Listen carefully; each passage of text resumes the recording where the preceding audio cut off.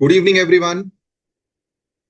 Yes, good evening, Shagupta, Soumya, Priya, Rajveer, Almas. Very good evening to you all.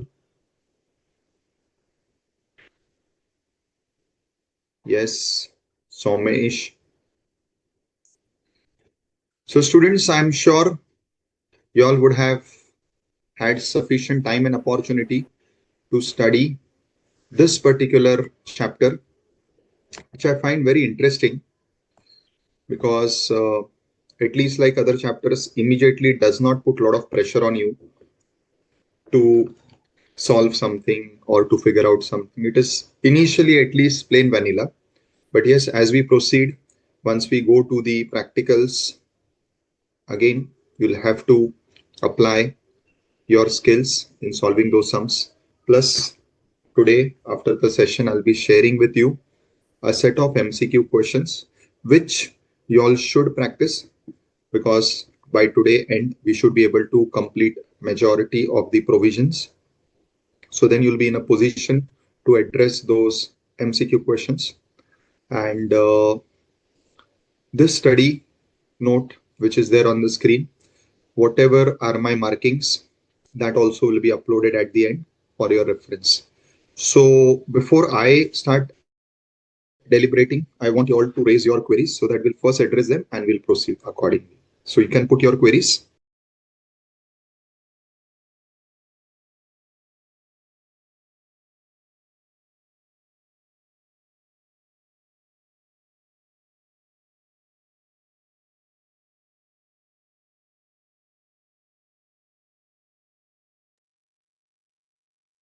Yes, very good evening, Ishan, Tanu. Now, I have a question from Priya.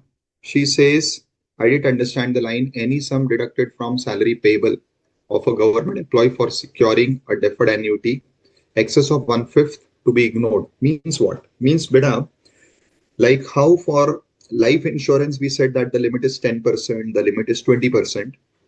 It was 10 or 20% of sum assured, that is indirectly the policy amount. Now, here, the limit in this particular case is, if I have to put it in percentage sense, it is 20% of your salary. So 1/5 in percentage term comes to 20. So if you are contributing to this deferred annuity scheme more than 20% of your salary, so by default, whatever excess you have contributed above 20%, that will not be eligible. Correct? Ishan, NPS 1 and 2, what it means, this is what we are going to study today because yesterday, that is in the previous class only, we did look into the NPS concept. Today, when I'll revise, I'll take you back to ATC because that is what is covered in ATC, which we had for the time being kept aside. Today, we'll be going to that and what it means, how it is to be applicable, that will understand everything. Okay. Any other questions, students? Senior citizen scheme, post scheme withdrawn within 5 years. Okay. So see, we studied at the end of ATC a list of certain payments for which there is a restriction given. Now, one of the schemes, if I'm not making a mistake, is the senior citizen scheme, where the lock-in period is 5 years. Now, wherever a lock-in period is given, like in case of insurance, 2 years, in case of housing, 5 years, or senior citizen scheme, 5 years, if you withdraw before that, before the end of the 5-year period, what will happen? So if you remember, I had explained that this amount today, what you have deducted from your total income, which we are calling as deductions, in the year of withdrawal, if the withdrawal is done before the lock-in period, will be considered as withdrawal of this deduction technically. Practically, what you are going to do, practically simply, you will add back that much amount, what you claim the deduction today, that will be added to your income of that particular year. Somesh is asking, sir, why government employees give the 10% of salary, but for other employees is 20% of gross total income? Somesh, beta, you have taken that provision wrong. If you remember, I had explained that originally this, now let me, for others' benefit, Somesh question is related to 80 CCD scheme, in which there are two percentages given, 10% also and 20% also. He's talking about why 10% and why 20% for other employees. It is not 20% for employees. If you remember, I mentioned or explained that when the scheme started, firstly it was only for central government employees, then it was extended to state government employees, then it was extended to private employees. Later on, very recently, they opened the scheme for people like me who are not employed, who are self-employed. So when, let us say, for the time being, we take an example, Somesh, you are employed with any of the three, central, state, or private. When your employer participates in the scheme, in that particular case, your employer contributes 10%, you contribute 10%. You all can contribute more, but this is just we are taking for an example. So effectively from your side, total 20% is being contributed, both are contributing 10-10. But when contribution is done by a person like me, where there is no employer, so I should be at par with you all. So for people like me who are not employed, who are self-employed, they have given the percentage as 20. And why of GTI? Because there is a very good possibility that in my gross total income computation, I am not having salary. Because if I'm self-employed, not working with anyone, I'll never have a salary head. So for me, the percentage is linked with GTI. Fine, Somesh? Yes, students. Who else has a question, doubt? Let me know. No questions? Should we start? Now, we started discussing from here. Now I'm going to make some important markings. These markings, I'll be sharing this mark sheet later on for your reference. Since this whole chapter is to be studied exhaustively, we study from the study material itself so that nothing is missed out. So first relevant thing which you should keep in mind is that these deductions, what we are studying, are available only under the optional scheme, or I will write over here the old tax regime. They are not allowed if you are under the new tax regime, which is today the default regime. So they are allowed under the old tax regime, which is the option regime, or which is also called as normal. However, out of these, there are three deductions. This we studied in the previous class. We are going to reach back to it today. This and this. These are the three sections for which a person covered under the new scheme, which is today the default scheme, for them also the deduction is available. But the important part is now, since we have studied 80 CCD, you know that 80 CCD has three components for giving deduction. Out of this, only one component is covered here. So when you are in the new scheme, your contribution to 80 CCD is not eligible for deduction under the new scheme. Only your employer's contribution. Similarly, here in 80 CCH, we'll study today. Again, your employer's contribution is only what is eligible for deduction under the new scheme. And then for 80JJAA, entire contribution or entire deduction is available.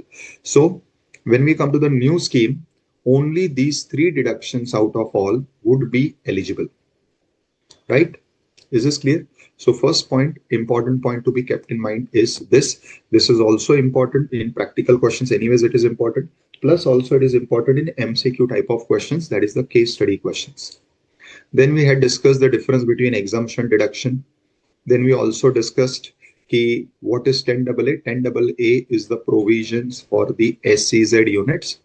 And this we are going to study at the end, so we'll get to know. And it provides deduction for their export incomes or export profits. So 10AA provides deduction for that. We discussed the difference between exemption, which is under 10A or section 10, sorry, and the deduction under 10AA, 10A, 10B, 10BA, etc. Now, coming to some important points. So, section 80A, 80B, BA, C, all these before 80C provides you the backdrop of how when, how much the deductions can be claimed. It provides you the conditional or the procedural part. What are the key points that we need to understand?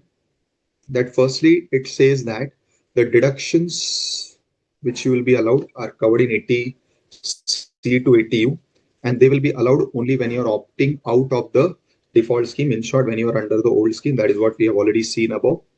Next, it says that aggregate amount of deduction cannot exceed the gross total income.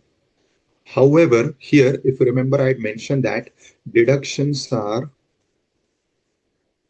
not allowed even from your special rate incomes. What are special rate incomes? The incomes which are having special tax rates like 112, 112A, 111A, winnings. All these are having special tax rates. So deductions are not allowed even from these incomes. Now, what it means, let me give you a practical example. So now, since we are in the second day of our class, now since you all have some basic background, we will also now look at these provisions with some practical angle. So let us say your income computation is like this. Salary income is 25 lakhs. Okay, it is too much. Let us say it is only 5 lakhs. HP income is another 7.5 lakhs. And you have winnings, which is 20 lakhs. Now, winnings are other sources. I'm just writing the header for your ease of reference. So the GTI over here becomes 32.5 lakhs. Now, let us say when you have to do computation, so after GTI will do deduction under chapter 6A, and we will list down all these sections. ATC, now within ATC also will have a list, then ATCCC, ATCCD, again in ATCCD you'll have three different things, ATD, DD, etc. Now let us say a total of all these, which is your eligible deduction. See, one will be the total amount that you have deposited. That total may not be eligible because there are limits which we have already studied and will be studying. Let us say the total of the eligible amounts comes to rupees 18 lakhs. So your total eligible deduction of all sections combined comes to rupees 18 lakhs. Now you have sufficient income. This particular point, if I'm reading, the second point says that the deductions aggregate of all the deductions cannot exceed GTI. That is okay. But I said this is also important. Deductions are also not allowed from special rate incomes. What does it mean? That you'll understand from here. Now, in this particular computation, these are my normal rate incomes. They fall in the slab rate only. But winnings has a special rate of 30%, we all know. If I deduct this entire 18 lakhs from 32.5, so effectively, mathematically, some portion of it will also get deducted or adjusted from winnings, which is not allowed. I'm sure in other sources chapter, when you would have studied the computation and taxation of winnings, this point you would have come across that deductions are not allowed from winnings.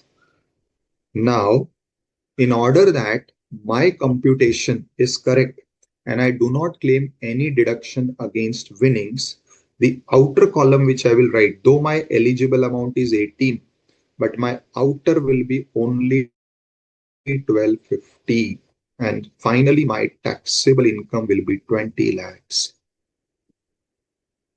So even though I had eligible deduction of 18, but since deductions are not allowed, see this point, what I've written, deductions not allowed from special rate incomes. You cannot deduct these deductions from the special rate incomes. And out of this particular working, out of 3250, 22 is not eligible for deduction. So I'm left with 1250 only.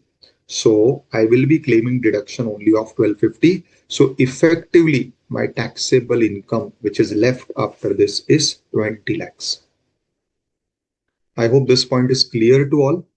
So this important point you have to keep in mind, that deductions cannot be claimed, cannot be adjusted from my special rate incomes. Now, in this same example, another part that you have to keep in mind is this paragraph. What does this paragraph means? I was eligible for 18 lakhs, but in the current year, I did not have the normal rate incomes, which are 18 lakhs. My normal rate incomes were only two, which is 12.5 lakhs. So I could claim deduction of only 12.5 lakhs, right? Now my question is, I have excess deduction in this year, which I could not claim. So can I do one thing? Can I carry forward this balance, which I could not claim in this year, to the next year and carry forward it and claim it? This 3.5 lakhs, which I could not claim in this year, 3.5, no? Am I right? No, I think 5.5. So this amount, which I could not claim in this year, can I carry forward it and claim it in the next year? The answer is no. Assessee cannot. You cannot carry forward and set off income in the subsequent year. So chapter 6A deductions are not like losses. Losses can be carried forward, and that also why? Because you have express provisions for carrying forward. I hope you all remember section 70, 71, 71B, 72, 72, AA, etc. There is no provision for carrying forward the deductions. So whatever deductions are there, you claim it in this year or you forgo. Students, I hope this point is clear to all. Please revert on both these points. One is this point that deductions cannot be adjusted or cannot be allowed from specialty incomes. And second, deductions cannot be carried forward. See, these are very important pointers, especially for the MCQ type of questions, which are case study based. Great. Super. So let us proceed once this is clear. Now, then this point of AOP-BOI. Now we all know AOP-BOI is nothing but group of persons coming together, forming one group, which may even be an unregistered entity, but income tax treated as a separate entity. Fine. What it says, once deduction is being claimed by one person, no deduction under the same section can be claimed by the members. So any one of the persons can claim. So what can be claimed by one person cannot be claimed by the other person, right? Next, 10AA is for SEZ units, and chapter 6A heading C, I had explained this last class, that it deals with deductions in respect of certain incomes, and majority are different types of businesses. Now it may happen that there is an overlap. You have started a unit in SEZ and the unit is doing a business which is covered in heading C. So technically you are covered in both heading C also and 10AA also. The law says you can take any one benefit. So either you take 10AA benefit, then heading C benefit or deduction will not allow. Or if you take heading C benefit, 10AA benefit shall not allow.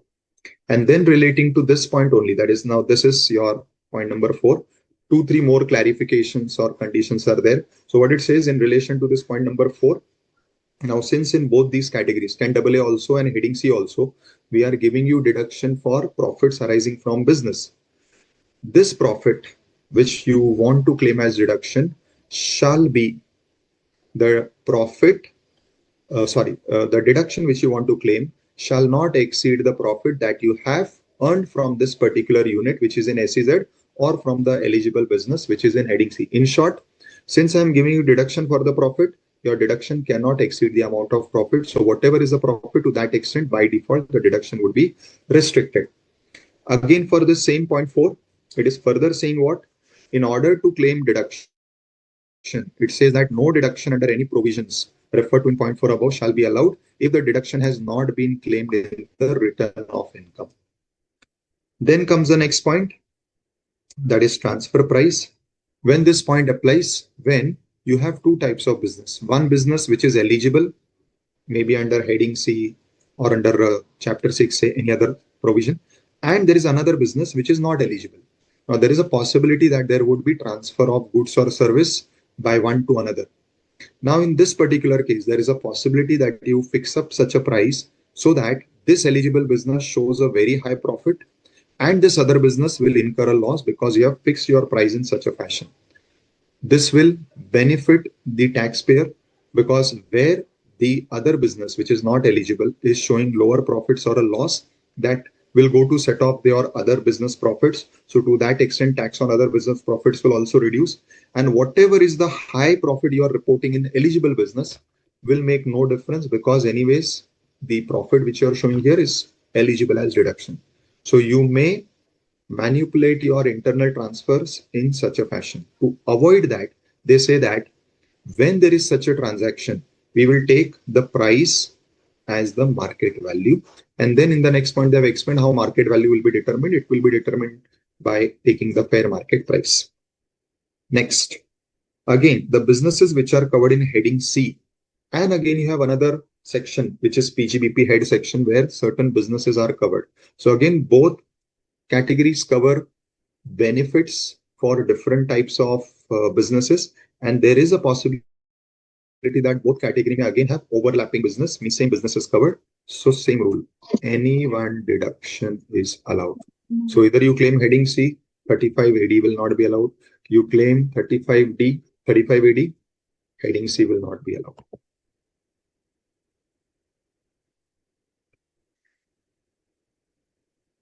Then ATAB says that deduction under heading C will be allowed only to the extent you have computed that business income. Again, we know now heading C covers different types of business.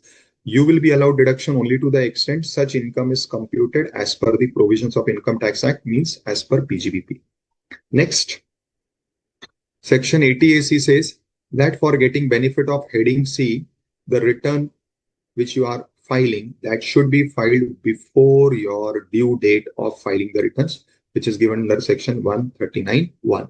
So if you delay in filing the returns, then also the benefit of heading C only will not be allowed. Now, what is covered in heading C? The list is given. These are the various provisions which are covered in heading C. Now, many of these heading C deductions are not at this level. You will study them at the final level. Besides that, if you remember yesterday, I had shown you the act where I had said that 80H onwards, H series onwards is heading C. However, for the time being, entire H series is no more relevant. They have been outdated, so they are not relevant today. So you'll not find any section in the act where 80H series deductions are allowed because they were there at a time, the time limit for the deduction is over. So even though you'll find the sections there, but they are no more operative. You don't get the benefit.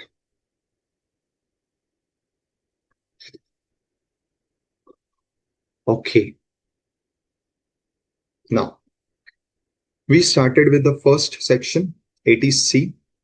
Now, 80C, two people are eligible only. So if a partnership firm makes payment of any of these things like life insurance premium or invest in some notified bonds or something, or makes payment of some housing loan which it may have taken, no deduction will be allowed to partnership firm, company or anyone, because these deductions are limited, restricted exclusively to individuals and HUF, and that also who are opting out of the opting out of the default scheme, in short, who are covered under the old scheme. The limit given under 80C independently, individual is 150. But as you remember, we studied that 80C, CCC, CCD, the combined limit of these three sections is also 150. Now you have to simply remember these names, and at the end of this, they have summarized this again. Now, out of this, important one is when you are contributing to life insurance. Now, in this relation, if you remember, I had mentioned something about 80C, where I say C for selfish. What do I mean by selfish? That you get to know that here, when you are making payment for life insurance premium, for which I'm allowing you deduction, if you are HUF, it can be any member of family, that is fine. But if you are individual, you will get deduction only for payment for your own self, payment for your spouse, and payment for your children. that is your selfish family. So deduction is limited only for premium of these three persons. If you are making payment of premium of your parents, your brothers, sisters, no deduction is allowed. Again, what is very important, which you will find in the other sections, but not here, there is no condition that these other persons should be wholly or mainly dependent on you. There is no such condition here. It means whether they are dependent on you or they are themselves earning income and they are independent, in both cases, deduction is allowed under 80C. So the restriction is about for whom payment is made, for these three persons payment is made, but they may be dependent, they may not be dependent. In either case, the deduction is allowed. Further, they may be minor, they may be major. Again, that makes no difference. Deduction is allowed. Just a minute, students.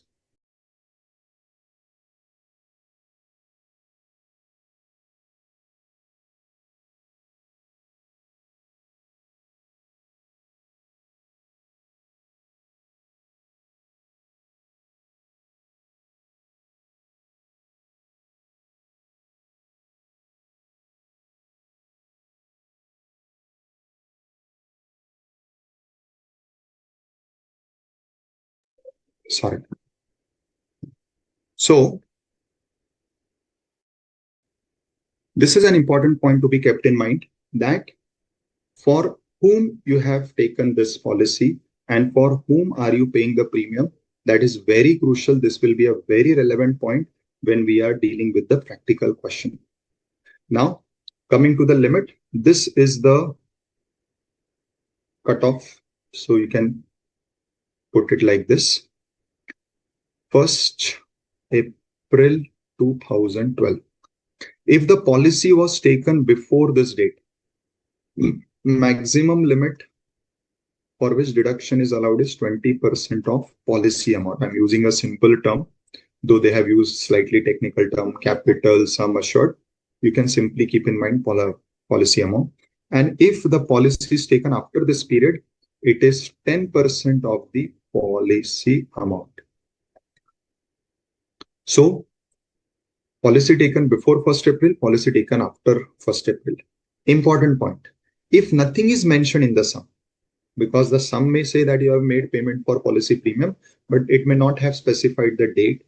In that particular case, you are open to make your assumptions. It is recommended that you take this assumption that the policy is taken after 1st April 2012.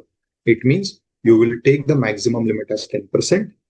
Most important, you have to make a note of this assumption in your answer. So simply you cannot take 10%. You will not be getting marks. You have to specify this as a note, that assumption, since it is not mentioned, it is assumed that policy is taken after 1st April 2012. Now in this, there is a small variation. The variation is, if the person is a person suffering from disability under 80U, we are going to study this later, or from some specified disease under DDB, for them, if the policy is taken in their life or for their benefit, then there is one more date here, that is 1st April 13. Thereafter, if you are taking policy, the limit is 15% of policy amount. But this rule is not applicable for everyone. It is applicable where the policy is taken for one of these persons. So this one small carve out you have to keep in mind. Then some other payments are mentioned. This is what somebody asked at the start. I hope clarity I have already given, that if you are making payment of this particular deferred annuity premium exceeding 20% of your salary, what we just studied for life insurance, same logic. If you are making payment about 20%, excess will not be allowed as deduction because the limit is 20%. So what we do is we compare your actual premium paid with the limit. Whichever is lower is the deduction. So if the premium paid is above 20%, so up to 20%, that is in this case 1/5, will be eligible. Excess above 1/5 will be ignored. So no deduction for that. Next, this you would have covered or studied the impact of this under the salary head also. So employer also contributes to your fund. You also contribute to these funds. Now, important part, you are allowed deduction only for your contribution to all these funds. The exception is only the two funds, out of which one we have studied, the other one we'll study today. So only for two funds, you get deduction even for your employer's contribution. Barring those two funds, you get deduction only for your contribution.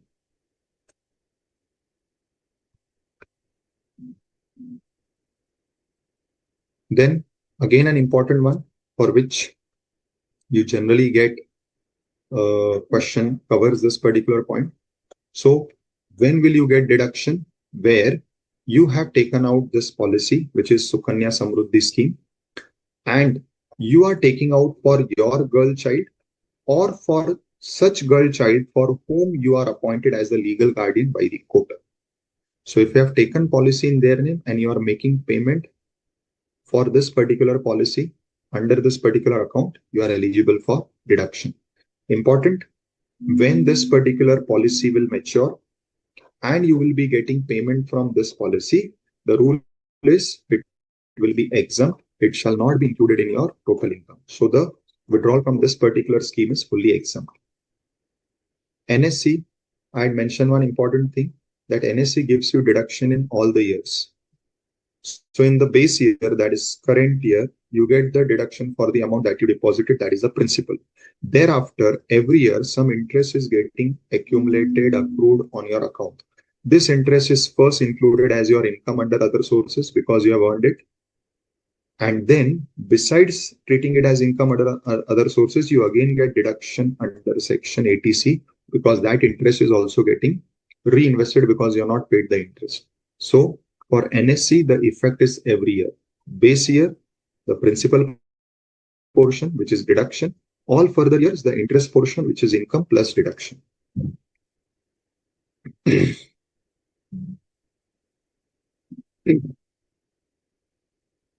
The next important one for exams is tuition fees. What is very important, it is not covering your coaching fees. Coaching fees is not covered.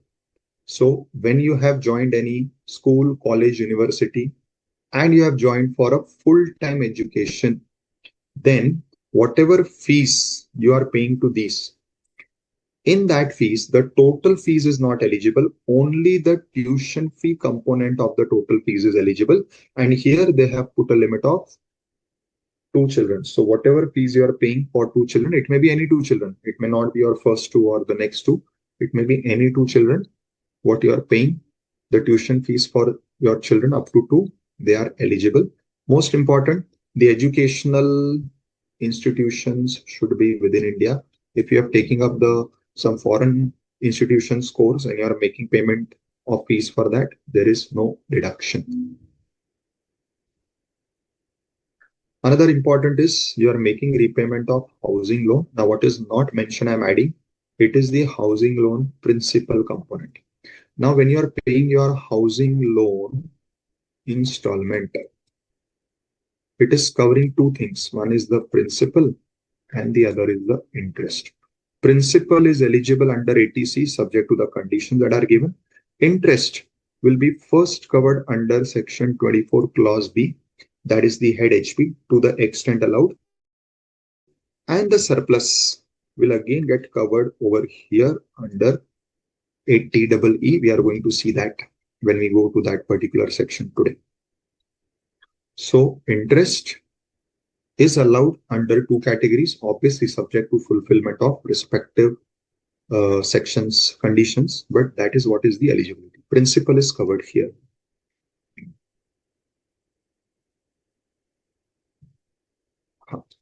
Most important, you have taken the loan from any of these persons. Most important, what you have to keep in mind is, besides government bank, you have to keep in mind you may even take loan from LIC. LIC gives you loan for that, or you may even take loan from your employer. So where employer is giving loan, that is also eligible.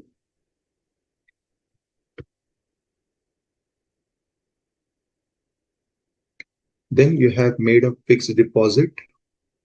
The fixed deposit should be of a term of 5 years and it should be with a scheduled bank. These are the conditions you satisfy, it will be eligible as deduction.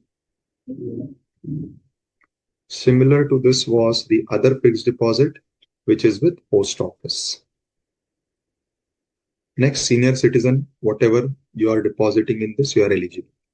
Now, this NPS now you already know, so I can cover this point here itself. NPS is the National Pension Scheme, which we study in 80CCD. Originally started only for central government employee, now extended to everyone. Now, this is a pension scheme run by the central government. Now, this scheme has certain layers. This is what is called as Tier 1, Tier 2. Now, what is Tier 1? What is Tier 2? We are not getting into the details of that because that is irrelevant for us. Still, for your knowledge and for your understanding, if anybody wants to know what is Tier 1, Tier 2, so within NPS, the government has made bifurcation internally. Like if I have to give you an example, when you apply for a mutual fund scheme may have some internal breakup where in one of the parts equity portion is more, debt portion is less, in another part debt portion is more, equity portion is less. So within a mutual fund scheme you may have different types of segments. Similarly, within this NPS they have made different types of segments. One is called as Tier 1, one is called as Tier 2.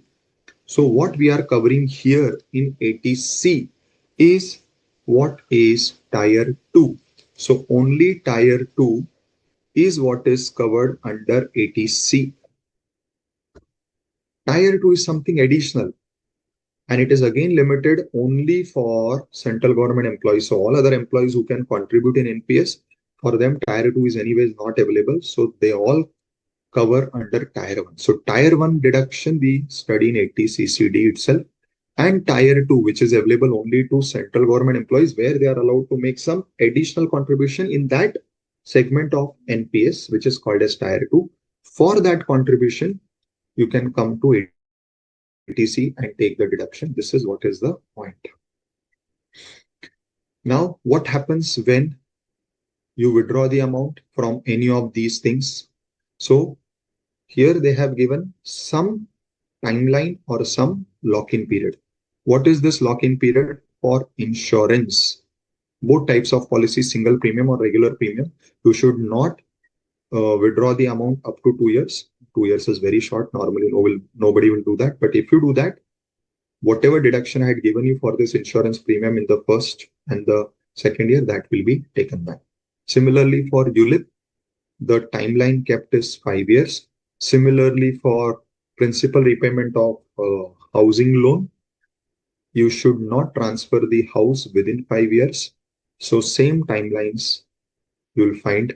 Similarly, for senior citizen, again the timeline is you should not withdraw the amount from this. Similarly, in your post office where the FD is given, in fact, FD of bank is also there. So already in the condition itself, they have said that the FD should be of minimum 5 years. And let us say you have taken FD of more than 5 years, but at the time of withdrawal, if you are breaking the FD in between and withdrawing, still the rule is whatever amount you withdraw, that would be treated as income. So today I have given you deduction at the time of deposit. If you are not following this lock-in period and withdrawing before, whatever you are withdrawing, for which you already claimed deduction earlier, will be simply added to your total income. That is what is this point.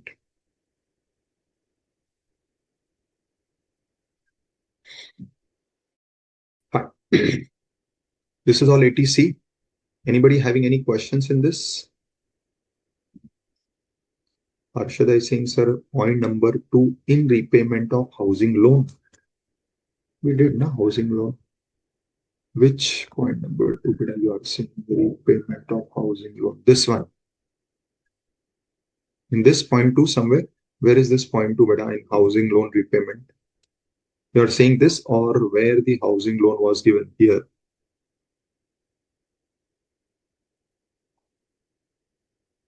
This one. You are saying this point 2?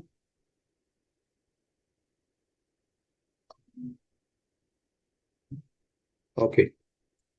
See, this point 1 and 2 are about eligibility. when you have taken a housing loan, see house, if you remember, when we studied house property, I had said that for us, house means a residence. But in the eyes of law or in the eyes of general parlance, house means any building, which may be commercial, which may be residential, both. That is why what they have clarified that when you have taken a housing loan, we want to give the benefit only to a new residential house with a condition that the income should be taxable under the head house property, or which could have been taxable under the head house property had it not been used for assessee's own residence, which simply means simple है, अगर आपने इसको self occupied किया तो क्या आप उस पर कोई टैक्स भरने वाले हो? नहीं.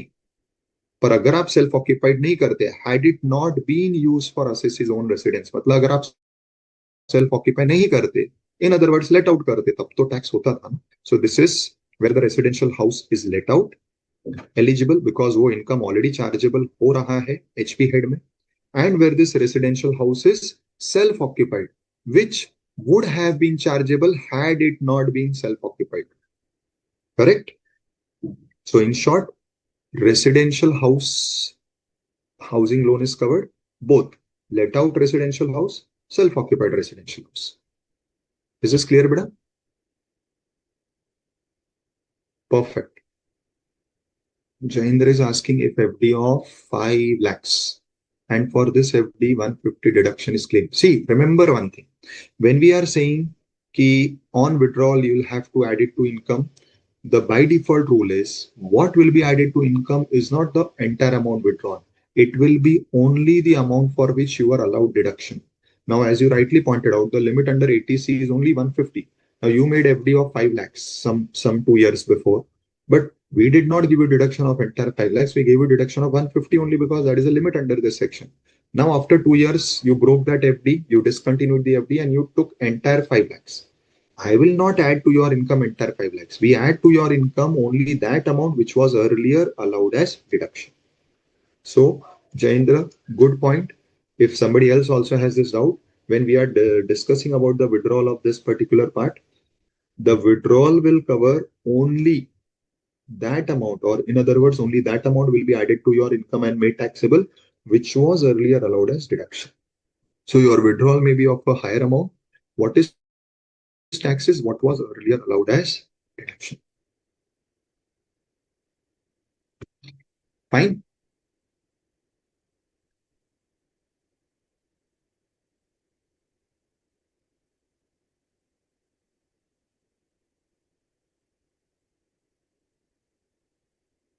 See,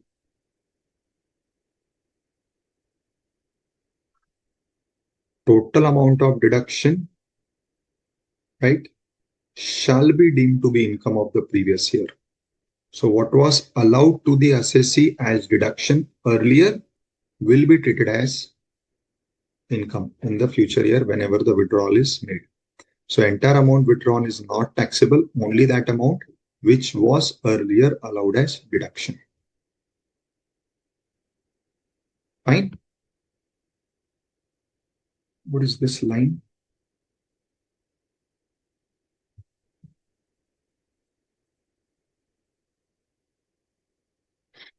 Now, 80CCC is a simple section where you have taken an annuity plan. You can simply call it as also as the pension plan. The only difference is this is of LIC or any other insurer.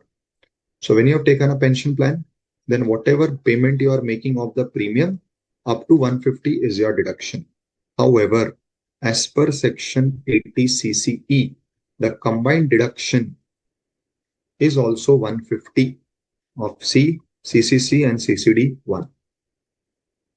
Again here, whenever you will be getting the amount back from this particular pension plan, either on the surrender or in the form of pension, again it will be deemed to be the income of the assessee. But again the same point, what will be deemed to be the income of the assessee in respect of which a deduction has been allowed. So what was earlier allowed as deduction, that amount only at the time of surrender or the amount received in the form of pension will be treated as income. So if you have contributed higher amount exceeding 1.5 lakhs and you did not get the full deduction, then at the time of withdrawal also you have to only tax the proportionate amount. So this withdrawal part is slightly mathematical. Now, coming to 80CCD, there are some questions. Let me first take that. Smriti is asking, sir, why only for national savings certificate deduction is allowed for interest too? For contribution to PPF, why it is not given that interest will also be allowed? Smriti, the reason is in case of PPF, the interest that you are getting is exempt. So once it is exempt, there is no question of allowing deduction again. But in case of NSC, if you remember, I've said that first you include the interest as your income in other sources, and then we presume that it is deduction. That is why the benefit and taxability, of deduction and the taxability both are coming, which is not there in case of PPF, because in PPF, whatever interest you are getting, Smriti, is anyways exempt. Correct? Similarly, for 80CCC also and other interest-bearing schemes, why this is not mentioned? Because right now we saw in 80CCC, when you get at the time of withdrawal, what you get is anyways taxable.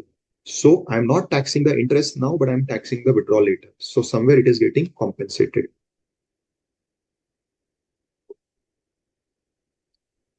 Dhanush, I did not get your question. You may please elaborate. Jaindra is saying last line on 6.2. 6.2. But I don't ask it later because we may be. See, last line I have already underlined.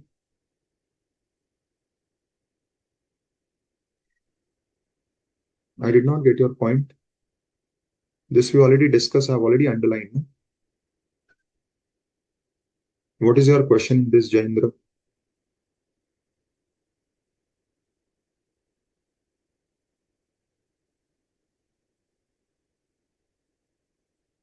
Jaindra. Yeah, so what is your question? But I don't speak in bits and pieces. There is already a communication gap. So kindly elaborate your queries. I will not understand when you are saying only last line on 6.2. Now you are saying only amount so withdrawn. So what do you exactly mean? Please clarify or elaborate. सिर्फ amount so withdrawn दिया हुआ है, deduction ऐसा mention नहीं किया. मतलब जो deduction मुझे क्या लगता है, सिर्फ डिडक्शन हमें रिवर्स करना होगा ना, इनकम एज ए ट्रिप करना होगा. करेक्ट.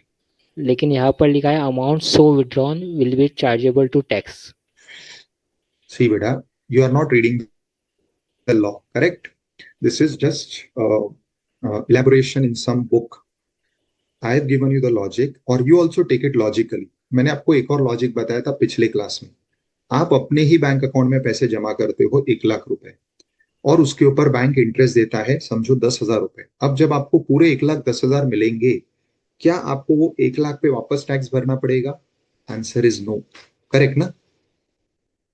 यस. करेक्ट ना? Yes. Now here what is happening, आप जब वो 1 लाख रुपए जमा कर रहे हो, मैं पहले 1 लाख का आपको बेनिफिट दे रहा हूं in the form of deduction with some riders, जिसको हम बोलते हैं कंडीशंस. अब उसमें से अगर कोई कंडीशन आपने ब्रीच की, तो मुझे क्या करना है? प्लीज अंडरस्टैंड, मैं वापस रिपीट करता हूं, जो आपका पैसा है, आप जो ये 1 लाख डिपॉजिट कर रहे हो, ये कभी भी इनकम नहीं हो सकता. Your deposited money, getting back your money can never be income. I had used this statement in the previous class also. But here, what they are saying, मैं ये sentence भी बार बार repeat कर रहा हूँ, ये income नहीं है. It is what I am saying, it is withdrawal of deduction. तो जो मैंने आपको डिडक्शन दिया, वो डिडक्शन मैं आपसे वापस ले रहा हूं. I hope you are getting the logic. Yes. I'm not going to go by the language what is written over here, because this is not the language of the law. आप इसको बेर act में पढ़ो and please see. कोई भी law समझना है ना, तो जिसने भी लॉ लिखा है वो किसी सोच से लिखा है. वो सोच समझो, आपको लॉ कुछ भी लैंग्वेज में लिखा हो इजीली समझे. सो द सिंपल लॉजिक, वो सोच क्या है, आपके ही पैसे आप जब भी विड्रॉ करोगे कहीं से भी, किसी भी स्कीम में से, let it be simple bank deposit, let it be PPF, let it be NSC, anywhere, your money deposited getting back is never income. जो उस पे सरप्लस मिलता है वही इनकम है. First rule. So interest, dividends, ये सब हमेशा इनकम है. But here we are saying जो प्रिंसिपल है, वो प्रिंसिपल का मैं आज आपको डिपॉजिट करते वक्त एक बेनिफिट दे रहा हूं, विच इज डिडक्शन, जिससे आपका आज का बाकी का इनकम कम हो रहा है, because you are adjusting this from that income. Now this deduction will be taken back. So when I'm saying withdrawal of deduction means what? ये जो मैंने आज आपको डिडक्शन दिया है मैं वापस ले लूंगा. It is like this. See, when you get some type of what we call it as scholarship, let us say from some university gives you scholarship, it says ki, okay, you are doing 3 years course in my university, you complete the course with so much of marks and I'm waiving off all your fees. But if you don't get these marks or if you fail, you'll have to pay the fees. That is what this is. Okay, today when you are depositing, I am giving you that deduction, but with some conditions which you have to satisfy over the period of time. If in future it is found that any condition is breached, then I will simply take back my deduction. Now, how do you take back? So you have to simply do ulta. आज के year में आपने क्या किया? Deduction जब दिया तो कैसे दिया? एक्ट ने आपको डिडक्शन कैसे दिया? आपके जीटीआई में से माइनस करके. कल जब एक्ट को डिडक्शन वापस लेना है तो एक्ट क्या करेगा? उस साल बोलेगा ठीक है अब आपके ना इनकम में अमाउंट वापस ऐड कर दो.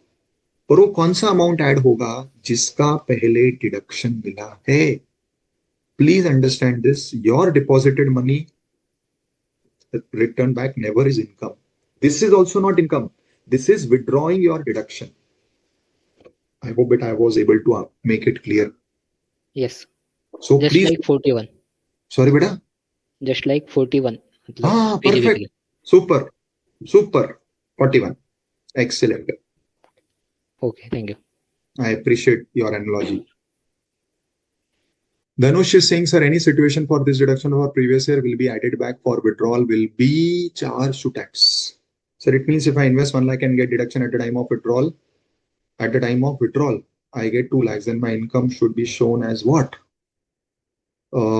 Sir, can we please unmute Dhanush also? I'm not able to understand his query. Dhanush, beta, please unmute and ask your query. That will be much easier for me to understand and reply. Good evening, sir. Very good evening, beta. Tell me.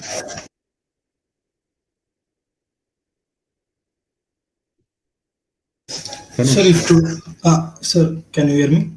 Yeah, beta. Please tell me. Sir, if today I invest on something and I'll get a deduction of 1 lakh. And so you invest 1 lakh. See, you have invested 1 lakh. I have given you deduction 1 lakh. Correct? Yeah. With some conditions. Okay. Yeah. Now, at the time of withdrawal, if I now withdrawal means withdrawal from this account, whatever it is. Yeah. If I withdraw 1.5 lakh or it will be principal. So it means this 1 lakh plus interest. Exactly. So I'm writing the breakup. Correct. Yeah. This is the same 1 lakh which you are withdrawing and additionally you are getting 0.5. Correct. Yes. Okay. Tell me. Then what will be my income? Good. That 1 lakh should be added back or it will become 2.5 lakh or? Why 2.5? Beta, this 1 lakh is same na? Yeah. Yes, sir. आपको कितने मिले total? आपको 1.5 मिले ना? Yes, sir. So अब आपको tax treatment 1.5 का देखना है, 2.5 का तो देखना नहीं है. Okay sir. ओके. करेक्ट ना? राइट. 1 लाख आपने जमा किए थे, आपको 1.5 मिला as per your example. Correct ना? हाँ सर. अब आपको जो भी टैक्स ट्रीटमेंट देखना है वो ये 1 लाख और ये 50,000 का देखना है. ये 50,000 तो इनकम है, इसको कोई डाउट नहीं है. करेक्ट? अब वो इनकम टैक्सेबल हो सकता है या एग्जम्प्ट हो सकता है. दैट डिपेंड्स अपॉन कौन से चीज का इनकम है. पीपीएफ का इनकम है तो बोलेंगे एग्जम्प्ट है. That the law will decide. वो लॉ का प्रेरोगेटिव है कि उसको ये आने वाले इनकम को टैक्स करना है एग्जम्प्ट. वो दोनों कर सकता है. करेक्ट? सही सर. अब ये जो 1 लाख है ये आपका इनकम नहीं है. It can not be your income. आपका पैसा वापस आना is never income.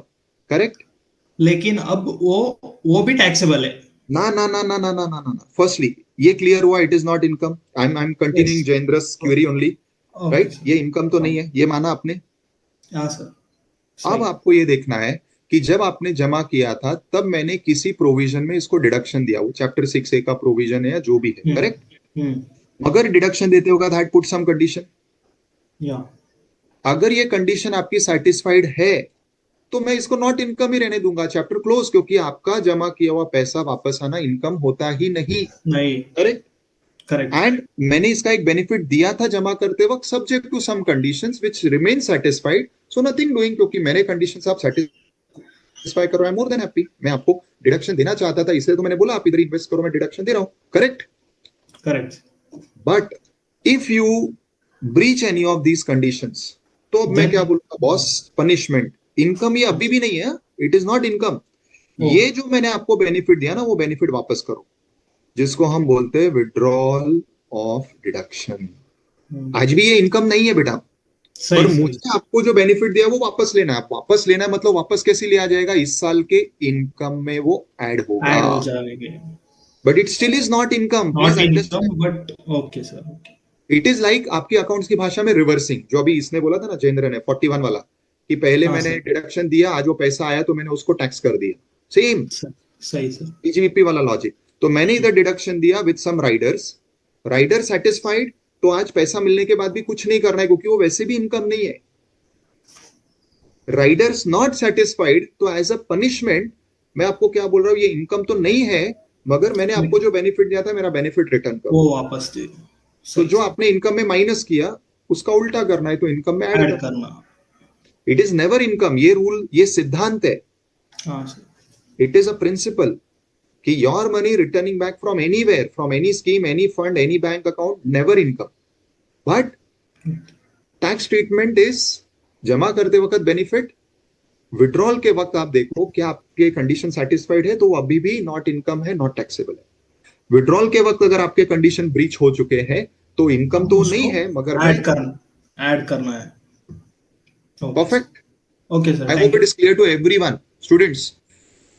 Clear see, sir. ये सिद्धांत समझने जरूरी है, क्योंकि ये सिद्धांत पे बहुत कुछ बेस्ड है। सिर्फ ये पॉइंट नहीं बेस्ड है, आपका पूरा लॉ इसी सिद्धांत पे बेस्ड है। Correct. Good. Super. I like such discussions, in fact that's why I like people unmuted, क्योंकि वो आधी सी आपकी आधी बातें तो मुझे चैट में समझ में भी नहीं आती, and that is not your fault, because you are also trying to be crisp and short, that at times does not connect. Good. See, students, I always have studied in that fashion. Even till day, I study in the same fashion. I study the topic. I first understand it in my language. So that is simply, you can say, verbatim converting it to my language. My language can be English also. My language can be Hindi, Marathi, whatever I feel comfortable. Now, over the years, I've got comfort with English. So I'm converting it in English only to understand from legal English to simple English. Where it is too heavy for me, I try to convert it into, I really do that. I try to put it in some Hindi sentence and see what this word would mean. So I have taken a dictionary meaning of that English word to Hindi word, and I try to fit it in a sentence to understand what it means. This is my first stage of understanding, which is, I will say, literal understanding. But literal understanding is here. If you want to actually start loving the subject, your understanding should be from here. And the understanding comes here, and it does not only remains here, it comes here when you go to the logics. And the logic is the person who made the law. What was his thought process?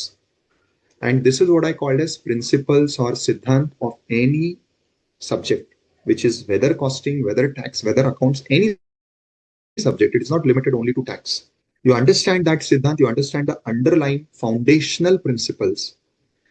What happens? You understand it in one topic or in one provision, foundation remains same in all. That is why it is foundational principle.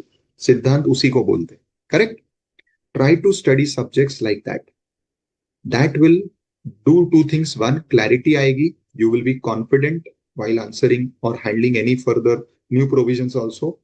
And most important, somehow, if the subject was not likable by you, now you'll start liking the subject. Now there is one question, Priyanshi. Sorry, I missed this above. So thank you for reposting. Priyanshi says, sir, but why people are ready to incur loss but not ready to pay tax and try to avoid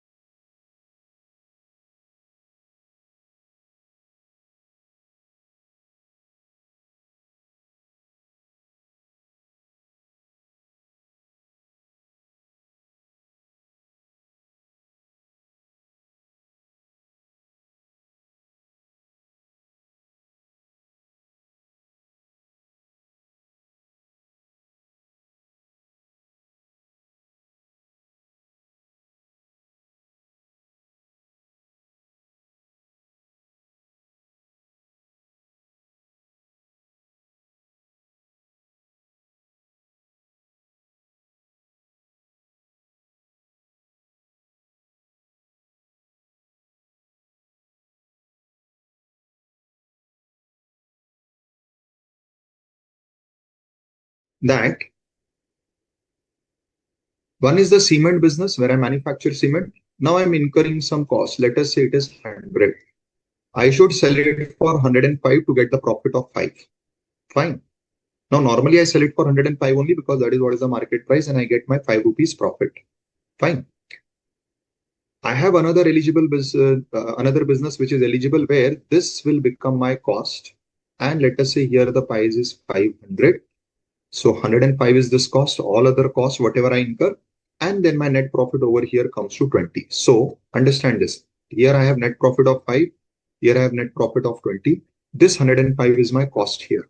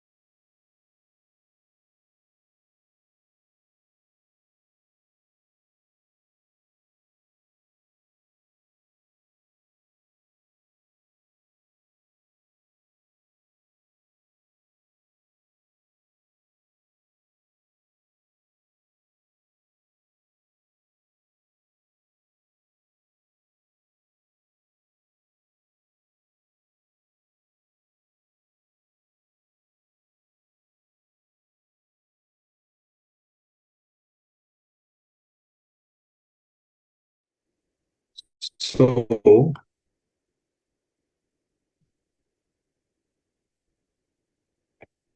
see, now this is what we were discussing. So जो मेरा 105 price है, let us say I change the price to 75. Why am I doing that? That you'll understand. But firstly, what is the impact of doing this? What I was having as income, 5 rupees. Now, because of reducing the price by 30, I am showing a net loss of 25. But a cement example is only going on, Anubhav. We are dealing with the cement example only. So because of changing my price from 105 to 75, mark my words. I'm very particular in using the words whenever I'm explaining. So I'm using the word, I am showing a loss of 25. Actually, there is no loss. I am showing a loss. Now, what is the effect of this? This 75 becomes my cost. So the net profit which I was getting as 20, I am showing a net profit of 50. Again, I'm using the word showing. Please understand. In the original scenario, my actual net profit 20 and 5 was 25. In this revised scenario also, my actual profit is 50 minus net loss of 25. So my actual profit, what comes in my pocket remains same. But what is the purpose of doing this fabrication? This is eligible under some section heading C something. So even if I am reporting showing a higher profit, that profit will be deduction under chapter 6A heading C. So it will eventually be deducted again in deductions and I will not have to pay any tax. And this amount which is still showing as a loss, and let us say I have many businesses where I have net profits, the impact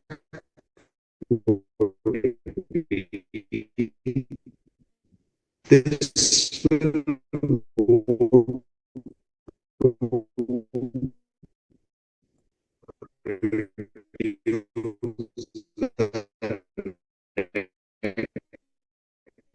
to profit of other businesses. So effectively, my tax, the provision which we studied is there.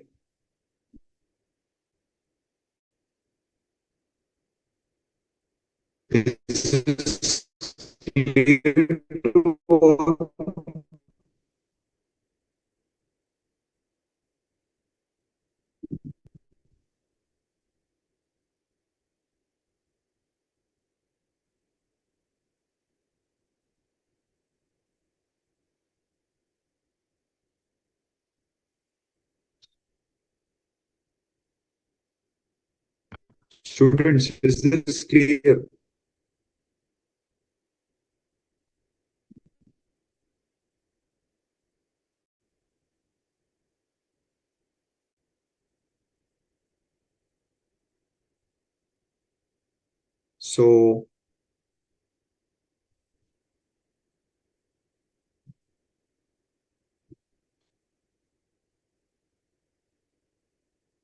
So am I audible now, students? I've kept my video off. Perfect. So let's try this way. So I was explaining this कि मैं ये सिर्फ loss दिखा रहा हूं. This is not my real loss. Now, because of changing the selling price from 105 to 75, my loss which is appearing in books is 25. But इसका second effect क्या है? Here in the other business which is eligible, I am reporting a higher net profit of 50. So मेरे जेब में आने वाला net profit अभी भी उतना ही है. 50 minus loss of 25, it is 25 net profit जो पहले भी था. So effectively, I am not incurring any loss by doing this fabrication. But इसका effect क्या है? क्योंकि ये eligible business का profit है, वो 20 आए या 50 आए, I am eligible for deduction. So मेरा effectively ये business से आने वाले profit का because of this chapter 6 से heading 5 deduction, इसका final amount क्या हो जाएगा? nil, जिसमें मुझे tax कुछ भी नहीं आएगा. And at the same time, this net loss will go to reduce my taxable profit of other businesses. Let us say मेरे और भी बहुत सारे line of business है. तो इस net loss से क्या होगा? It will get set off against my other taxable businesses. So my tax liability of those taxable businesses will be reduced. So by doing this fabrication of price, what I am achieving is I am able to reduce my tax bill, tax liability. Have you all understood this? Students,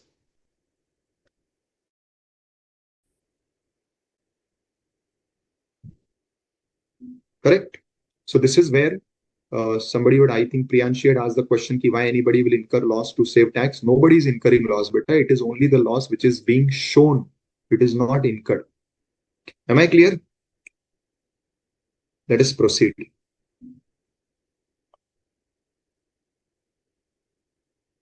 Right. Now we come to this very important section, 80 CCD. This section is dealing with NPS again, National Pension Scheme, which is also your Atal Pension Yojana.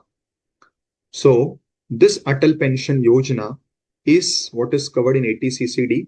Now in this Atal Pension Yojana, there are two possibilities. Either I contribute as a self-employed person, or if somebody is an employer, in that particular case, the employee and employer both will together contribute. So there are two possibilities. The first possibility is this scheme is taken by an employer where the employee is also contributing and a matching contribution is made by the employer. So two people are contributing. Further, there is a possibility it is not an employee, it is any other person where the scheme is also available to a self-employed person like me. Now, what does the scheme say? From this, because it was one particular doubt. Now we don't require this. I require this space to explain the scheme. Now, 80 CCD scheme is slightly different from my other schemes. So we need to understand the scheme properly.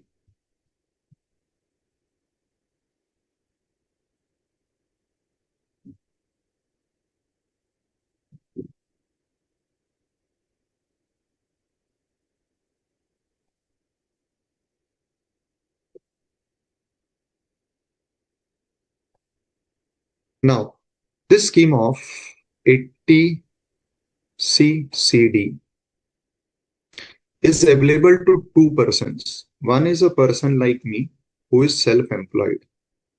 Now for this person, the maximum limit is 20% of GTI. And if an employee wishes to participate in this scheme, now what will happen? Employee will contribute and even employer would be contributing. Now, important thing is, whatever employer is contributing, it is first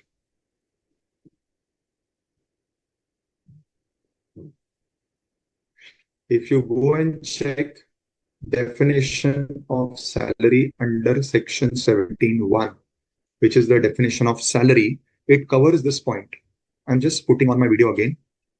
If by chance there is a voice lag, please let me know.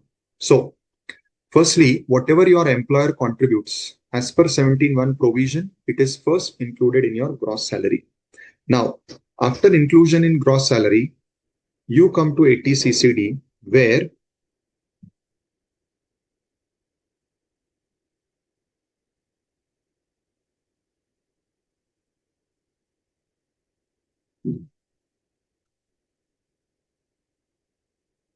whatever employee has contributed, deduction is eligible subject to a limit of 10%. Whatever employer has contributed, deduction is available. Now here there are two possibilities. Firstly, we have to also check old scheme or new scheme. I am going by firstly the old scheme. If you are in the old scheme where you are taking all the deductions and even this deduction, then for employer's contribution, if your employer is central or state government, up to 14% is eligible. If your employer is any other employer other than central or state government, 10% is eligible, right? This is if you are in the old scheme.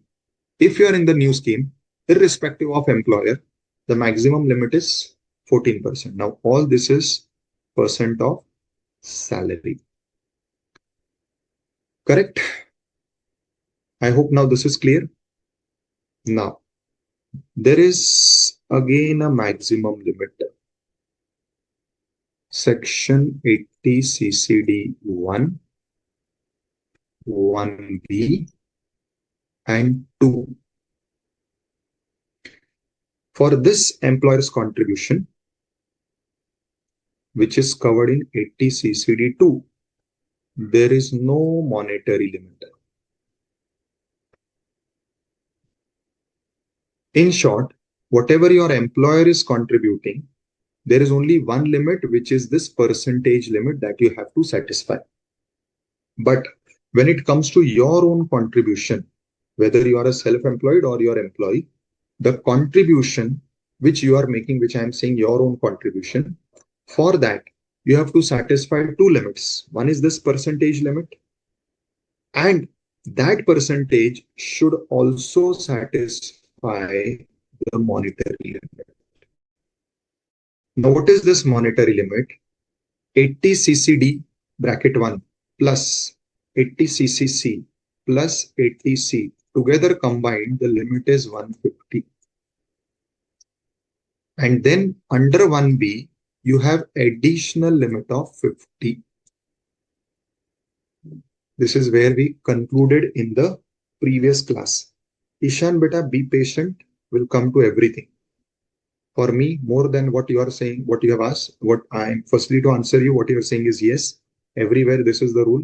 What is salary? This is what Ishan is asking. So we have seen even in salary chapter that salary for this purpose will be basic, DA forming part plus percentage commission. So that is correct. But let us not get into that. Here, there is something very different, very niche. So let us focus on this.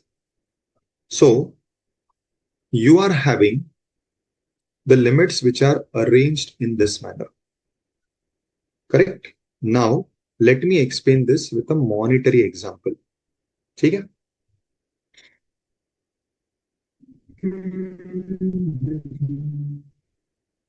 Okay.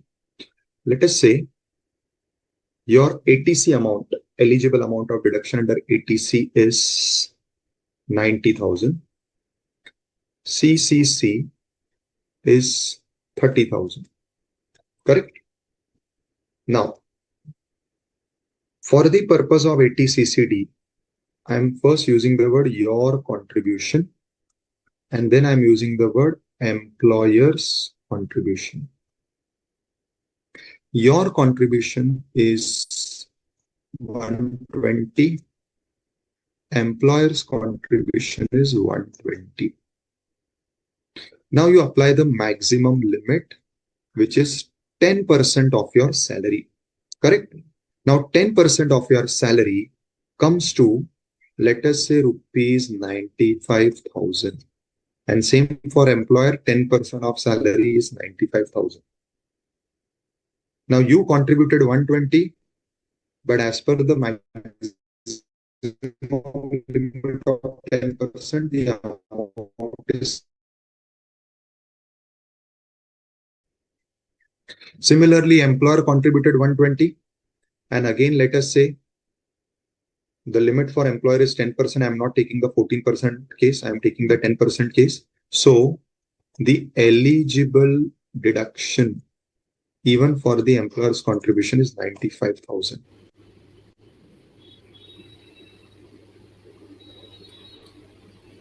Oh, I have to, I think, shut down the video again. Please let me know if now my voice is clear or if it is still lagging. Rajveer, it was lagging because I'm on my phone internet. So now, in order to increase the bandwidth, I've again shut down the video.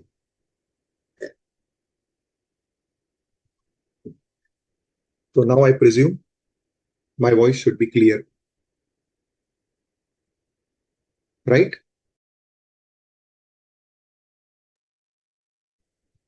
Now, somebody asked me, what is this 95,000? So beta 95 is my 10% limit. So whatever is my salary, जिसके लिए जो limit है ना, मैंने यहाँ पे आपको पहले limit explain किया. So what is your limit? As an employee, the maximum limit given is 10% of salary. So ये जो 10% of salary आ रहा है, वो 95,000 आ रहा है. And again, I'm taking the same case for employer's contribution also. I'm not taking the 14% case. I'm taking the 10% case. Right? Now, firstly, I apply this percentage limit of 10%.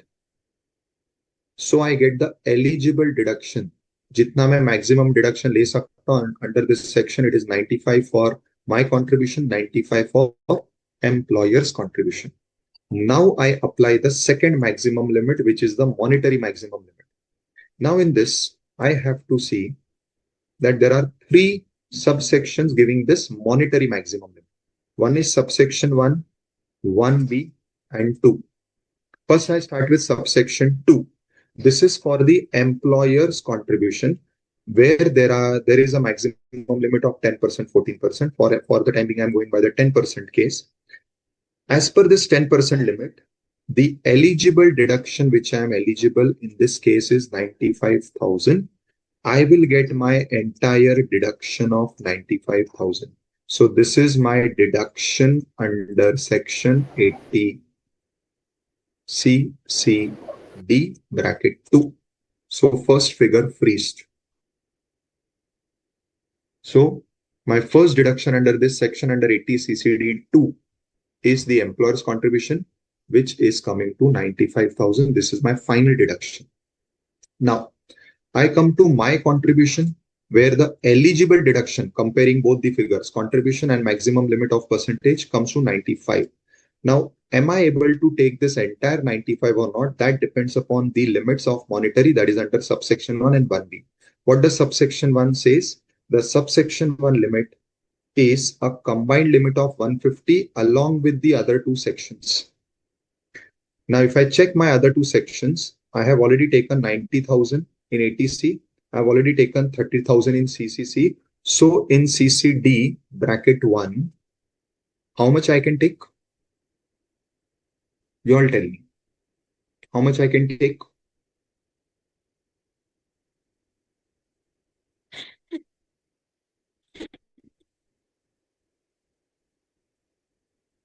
Students, how much I will be eligible to get under 80 CCD 1 in this case?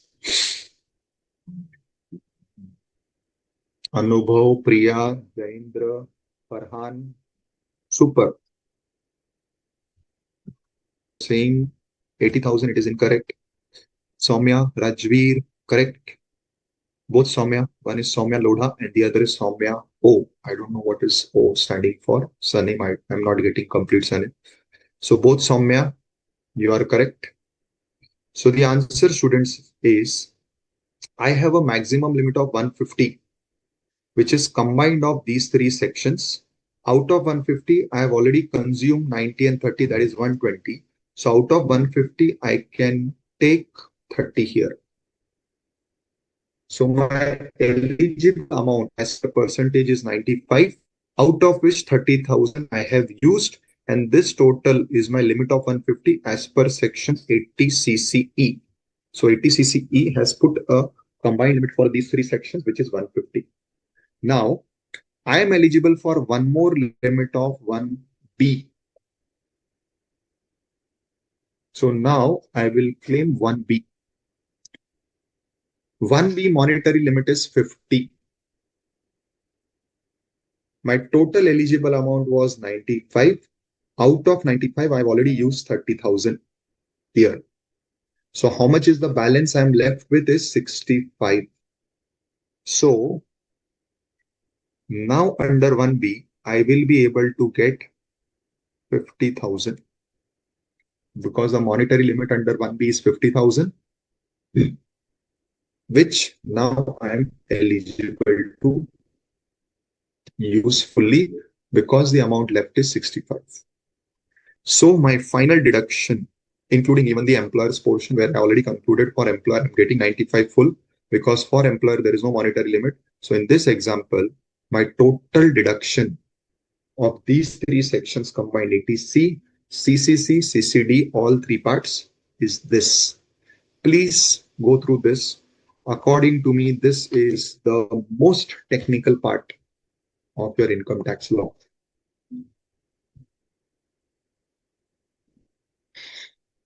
Somehow I'm not comfortable without the video. I don't feel I'm speaking to anyone. Either you all keep your video on, so I'll feel good, or else I'll have to keep my video on. But the problem with my video on is the internet. It is still not there. I'm still with my mobile only. Yes, students, anyways, If possible, you all keep your videos on. I'll feel better. I'll feel I am actually taking a live class, which I like more. So students, is this calculation understood? The most technical thing of your entire income tax law, according to me, what you are going to study. Students, I'm waiting for your inputs, your comments, and I hope I'm audible. So let me know if you are clear. Priya is asking, sir, is there a chronology order for deductions as to which deduction to start with? Yes, though law has not provided, but if you go in this chronology, then only you are able to get the maximum deduction. So I'll first use ATC, CCC, whatever I can use. So I'll use ATC, CCC. Then whatever is balance, I'll try to fit in the limit of 1,50,000 under subsection 1. Now, if I have more deduction which is eligible, now I'll consume my other limit of 1B. So 95 is the total eligible amount for my contribution, out of which 30 I have used. Balance 65, I am still eligible.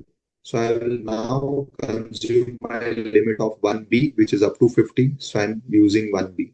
And then subsection 2, which is for employer's portion, there is no monetary limit. There is only the percentage limit. Percentage limit has given me eligible amount of deduction is 95. I'll claim entire 95.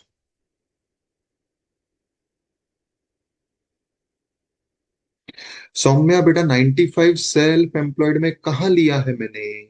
95 is my amount of eligible deduction for employers contribution. ये पूरे example मैंने employers contribution का किया है. Self employed का मैंने आपको limit बता के खत्म कर दिया. इसका आगे मैंने एग्जांपल लिया ही नहीं, क्योंकि सेल्फ एम्प्लॉयड सबसे इजी है. सेल्फ एम्प्लॉयड में एम्प्लॉयर्स पोर्शन ही नहीं है. मैंने ये जो पूरा एग्जांपल दिया है एम्प्लॉय के पर्सपेक्टिव है, और आपको एग्जांपल भी 90% सिनेरियो में इस डिडक्शन से आएगा, तो सैलरी वाला ही आएगा, क्योंकि उसी में ज्यादा complication. Correct. Somesh is asking, sir how 95? Somesh बेटा, मैंने पहले भी बताया, it is I have taken a imaginary figure. Salary आपका जो है वो आप अज्यूम करो 9,50,000 है, जिसका 10% लेना है, तो वो 10% आया 95. मैंने सैलरी वगैरह के फिगर नहीं दे बेटा. मैं इधर जितने ज्यादा फिगर्स दूंगा आप लोग कंफ्यूज हो गए. So I am limiting myself only to relevant figures. तो 95 इज व्हाट? 10% of salary. तो सैलरी जो भी रहेगी उसका 10% 95 आ रहा है. सोमेश. यस जयेंद्र, 10% लिमिट पहले, वो 10% लिमिट से जो अमाउंट आएगा वो एलिजिबल डिडक्शन, और फिर वो एलिजिबल डिडक्शन को अपने मॉनिटरी में यूज करना है 150 में और एक्स्ट्रा 50 में. Somesh, I hope I could answer you. Nidhi is asking, sir 120 क्या है? 120 है बेटा 90 प्लस 30. आपको टोटल लिमिट तीनों सेक्शंस मिला के 150 का है, जिसमें से 120 ये दोनों सेक्शन ने यूज कर लिया. तो आपको तीसरे सेक्शन के लिए कितना बचा? 30 बचा. सही है? समझ रहा है क्या सबको सब कुछ? निधि इज आस्किंग, सर दोनों का कंट्रीब्यूशन सेम क्यों है? क्योंकि जनरली सेम ही होता है निधि. जितना मैं कंट्रीब्यूट करता हूं एम्प्लॉयर जनरली उतना ही करता है. मैं मेरी मर्जी से ज्यादा कर सकता हूं, पर जनरली वो बहुत कम होता है. तो जो बहुत कम होता है उसको मैंने नहीं लिया है, क्योंकि मुझे आपको कॉम्प्लिकेट नहीं करना. पहले हम सीधी राह से चलते हैं. अब इसमें अगर कंट्रीब्यूशन अलग भी होगा तो कैसे अलग होगा? एम्प्लॉय का ज्यादा होगा, क्योंकि एम्प्लॉय अपने अकाउंट में कितना भी बेहिसाब जमा कर सकता है, उसको कोई प्रॉब्लम नहीं. करेक्ट. अनुभव is saying HN, sir, 95% clear. HN is what? I don't know. I assume it is हाँ. Okay. 95% clear. Excellent, beta. That is sufficient for me. Priya Mishra is saying, sir, means only ATC, CCC, CCD. Priya, there is a typo error in your point, but I'm reading it as ATCCC. So ATC plus CCC plus CCD1 is 150, correct? And in addition, under 1B, you can take additional 50,000, but under subsection 2, there is no amount of monetary limit. Correct? Sir, this out of limit, which is 2 lakhs. Somesh, not understood. Nidhi sir, employer में 14% नहीं use हुआ है। अरे बेटा निधि, 14% is another possibility of employer. Employer में 10% वाला भी है और 14 वाला भी है। वापस एग्जांपल सिंपल रखने के लिए मैंने आपको कहा आई एम टेकिंग कि एम्प्लॉयर वो 10% वाला है इसलिए 10% वाला लिया। अगर एम्प्लॉयर 14% वाला रहेगा तो आपका 95,000 और बढ़ जाएगा। करेक्ट निधि? प्रिया मिश्रा, CCD2 में देर आर टू लिमिट्स, 10% भी 14% भी। 14% का अगर आपका एम्प्लॉयर सेंट्रल गवर्नमेंट या स्टेट गवर्नमेंट है, अगर आपका एम्प्लॉयर सेंट्रल गवर्नमेंट या स्टेट गवर्नमेंट नहीं है तो लिमिट 10% होता है। वो 10% में भी अगर आप न्यू स्कीम में हो तो आपके प्राइवेट एम्प्लॉयर का भी लिमिट 14% होता है। So in employer category both percentages are there. Smriti, what you are saying is right. Rajveer, sub section 2 में जो कि एम्प्लॉयर्स का कंट्रीब्यूशन है वहां पे सिर्फ परसेंटेज लिमिट है, वहां पे मॉनेटरी लिमिट नहीं है। एम्प्लॉय का जो कंट्रीब्यूशन है उसको परसेंटेज लिमिट के साथ मॉनेटरी लिमिट है, दो पार्ट्स में है, सबसेक्शन 1 और subsection 1B।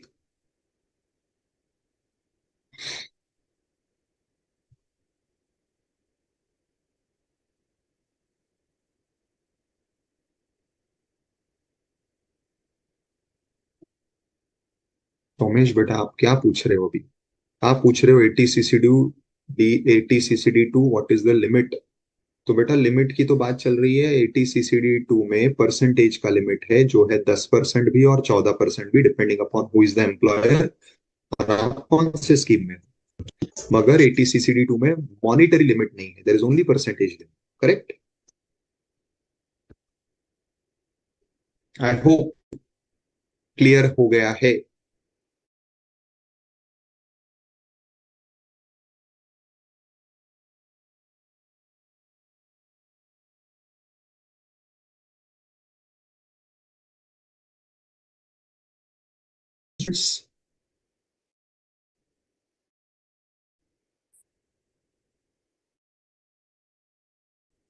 No? Okay.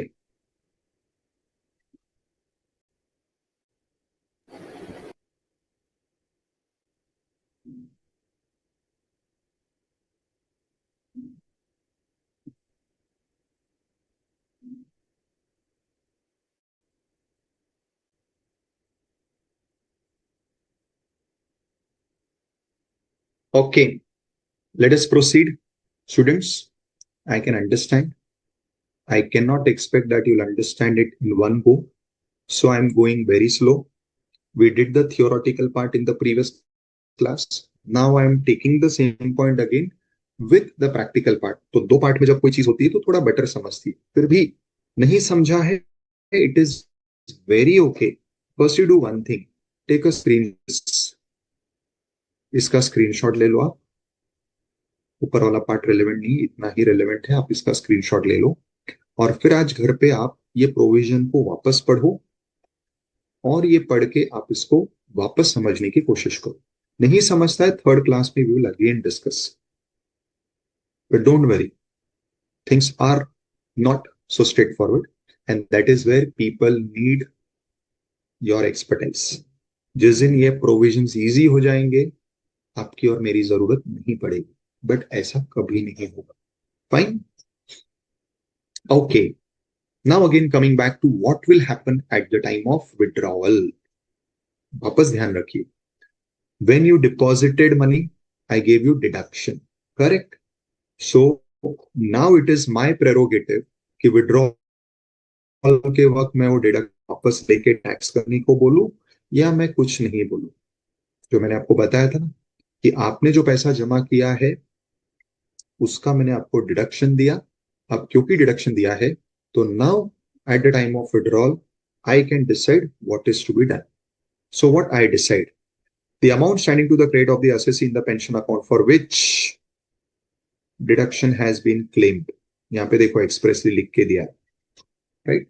Under this section, an accretions to such account shall be taxed as income in the year in which you are withdrawing. अब आप withdraw कैसे कर सकते हो? Either you have closed the account, you are opting out of the scheme, or you are getting the regular pension. So या तो आप lump sum ले रहे हो जो इधर होगा, और इधर आपको मंथली एनुअली पैसे आएंगे. Now, in any case, the first rule is I want to tax it. First rule. However, having said this,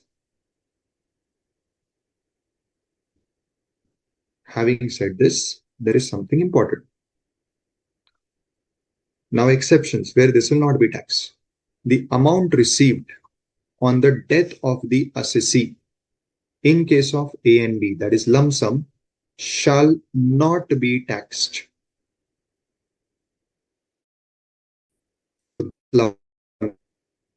Which is taxable for the time being. The general rule is मैं सब कुछ tax करना चाहता हूँ, lump sum भी और जो आपको रेगुलर मिलेगा वो भी, उसमें exception, this lump sum will not be taxed when if it is received because of death of the assessee by the nominee. Correct? Again, what it says further, assessee shall be deemed not to have received any amount in the previous year if such amount is used for purchasing annuity plan. It means what? ये जो lump sum मिल रहा है, ये lump sum अगर death की वजह से मिला, नॉट टैक्सेबल. ये लमसम नॉर्मल सर्कमस्टेंसेस में मिला, means it is not death.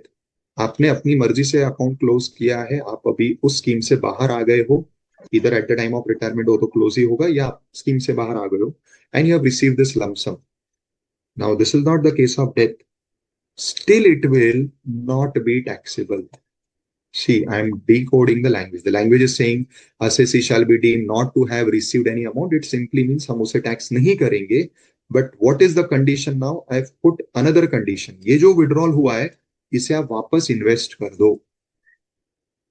So what you withdraw lump sum, you again reinvest in another annuity plan. जो हम ATC में बहुत सारे नाम पढ़ रहे थे annuity plan के. So amount withdrawn from here again reinvested in another annuity plan, not taxable. In the remaining scenario, what is the remaining scenario? Lump sum, not the case of death, and it is withdrawn but not reinvested. That lump sum will be taxable. Correct? But having said all this, something else is left. Exemption on payment from this NPS to assessee on closure. What it says, as per ATCCD, any payment from the pension to the assessee on account of closure is firstly chargeable to tax. ये हमने ऊपर पढ़ा. मैं यहाँ पे अब एक चीज ऐड कर देता हूँ, एक्सेप्ट ऑन डेथ.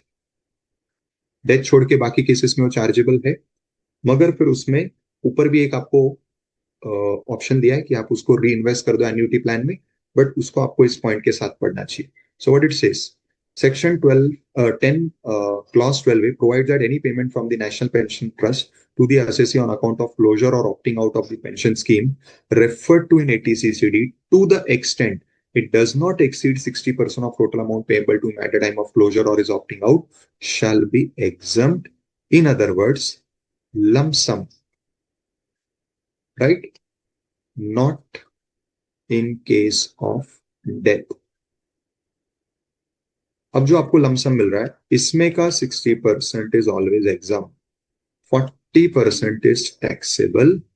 बट ये टैक्सेबल को भी आप बचा सकते हो इफ यू री इन्वेस्ट इन एन्युइटी प्लान. तो ये 40% भी जो टैक्सेबल था, अगर आपने री इन्वेस्ट कर दिया, so it will also become not taxable, यानी exam.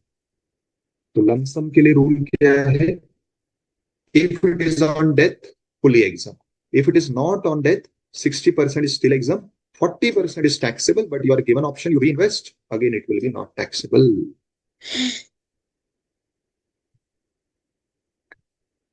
Is this clear? Students, any questions?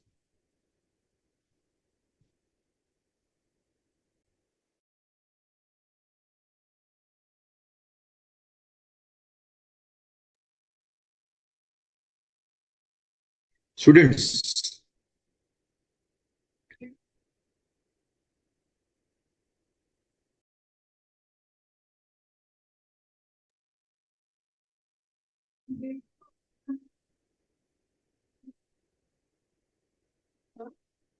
Alright.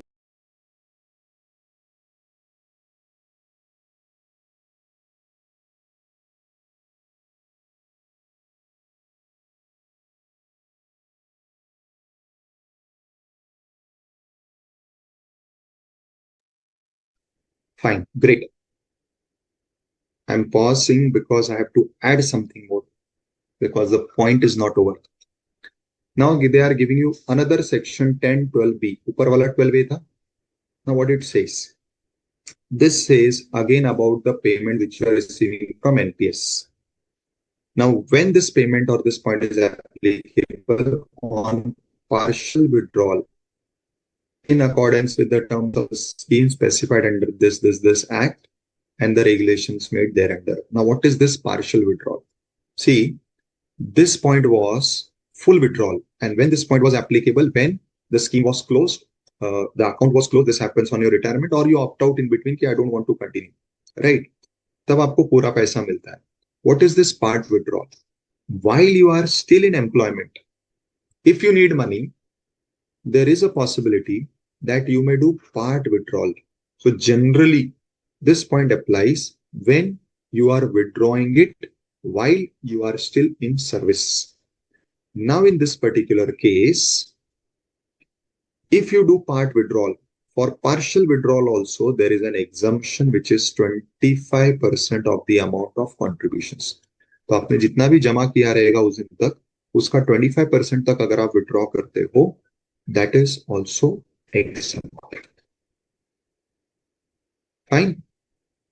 Now I take your questions. Priya says, what is accretions? Accretions means addition. Like आप कोई भी चीज पैसे जमा करते हो तो उस पे इंटरेस्ट ऐड होता है, उस पे डिविडेंड्स ऐड होता है. So what is adding on your principal amount? That is accretion. Kirti is asking lump sum received in case of death is exempt. Correct.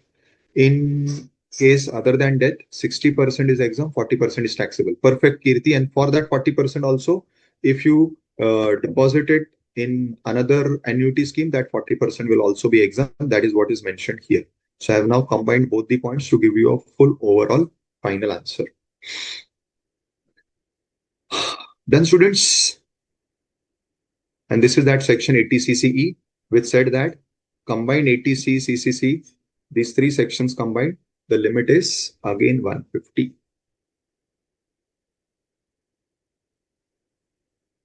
See, 80CC, all these three sections combined, limit is 150. Then again for 1B, you have additional 50. And for employer, you have 10% or 14% two cases, depending upon who is the employer and under which scheme you are computing. Fine.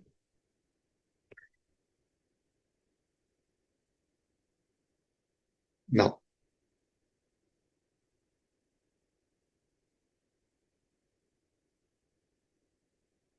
ATCCH. One of the concepts I appreciate. If you know, very recently, we had this Agniveer scheme or the Agnipath scheme. So there are two names. One is this Agniveer also or Agnipath also. Now, this is mainly for the armed forces where you have more youth in the armed forces. First reason. Second, in order that majority of youth in their prime age of youth, they get trained by the military. This Agniveer scheme was launched in the year 2022. Now, this scheme says that you join the army, you will be like a probation, means it will not be a confirmed employment. And then the period, 3 years, 6 years, whatever it is, you serve in the army. After that, out of all the people who are Agniveers, few will be selected and retained, and remaining will leave the army by default. Now, in this particular scheme, to make the scheme more attractive so that more and more people still continue joining army, but in many benefits, one of the benefits is. Now, what is this benefit? Same like 80CCD, virtually same. In the scheme, employee, that is the Agniveer, and the employer, who's by default now the central government, both are going to contribute to the scheme. And again, same like 80CCD, for both contribution, you have deduction For your contribution, the deduction is under subsection 1. For employer's contribution, the deduction is under subsection 2. Now, as per the scheme, you, that is the Agnivir, will contribute 30% of your monthly customized package to this particular scheme, and also the government will make a matching contribution. Now, what is the deduction? The deduction is, this section provides deduction in respect of contribution made in this Agnivir scheme, both by the individual also and even by the employer, who is the central government. What it says, it provides a deduction of the amount paid on or deposited by the assessee being an individual, वगैरह वगैरह वगैरह वगैरह. Again, this part, it will be available to an individual only if he opts out, that is, if you are in the old scheme. So for your contribution, only old scheme is available. But for the employer's contribution, the deduction is allowed irrespective of the scheme. So irrespective of what scheme you are opting, that is, in short, even under the new scheme, the eligibility is there for the employer's contribution.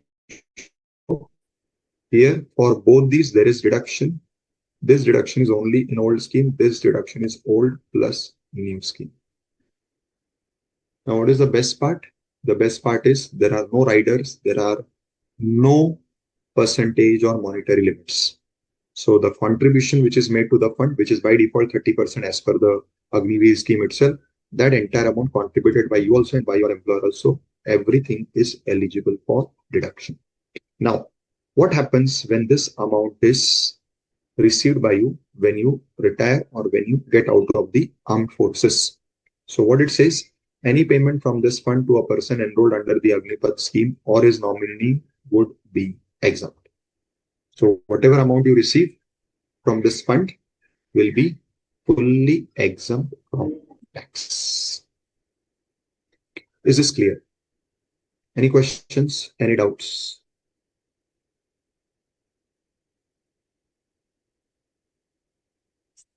Students, any questions? Any doubts?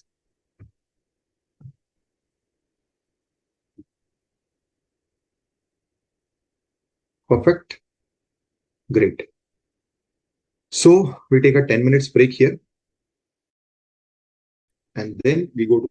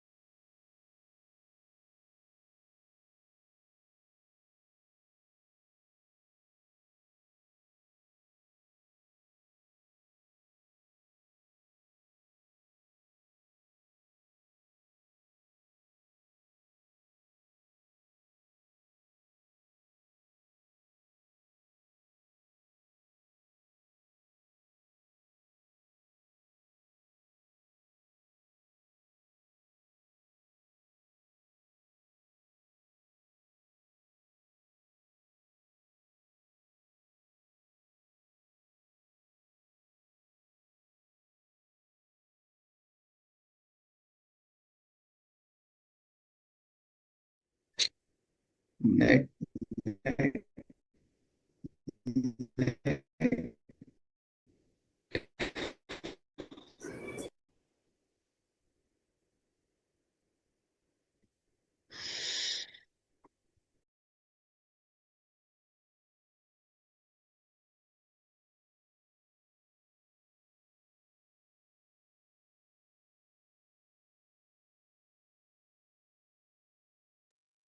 Chalo.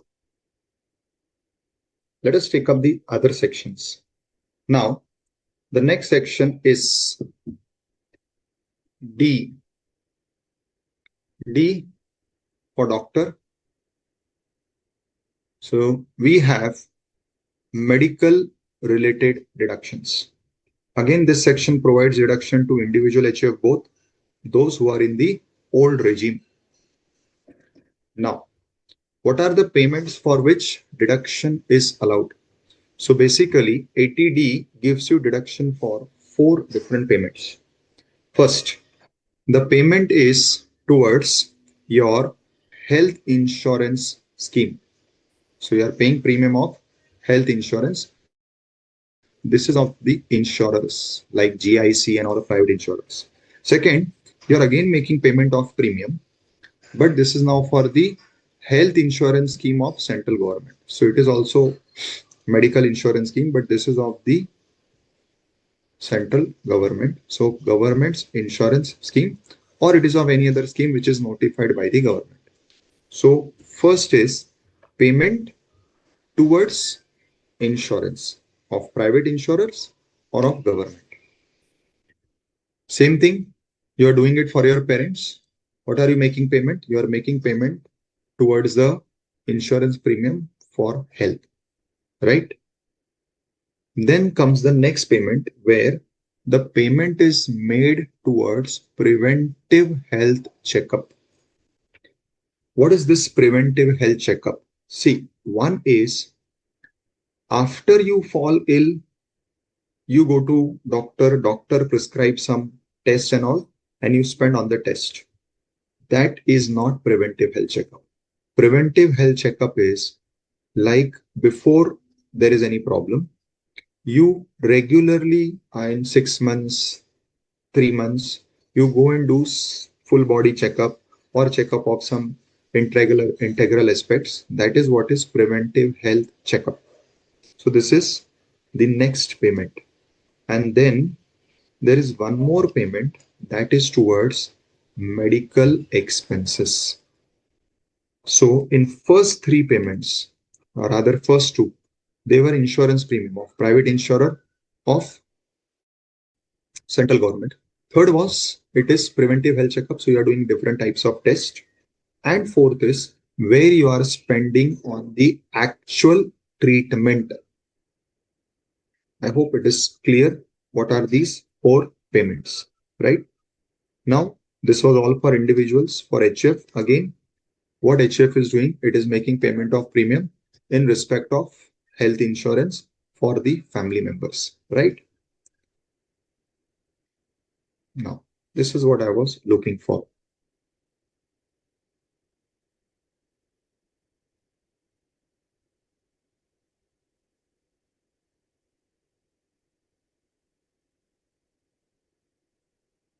Okay.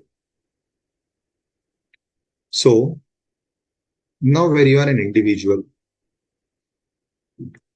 there are deduction for total 4 payments, correct? But interesting part is here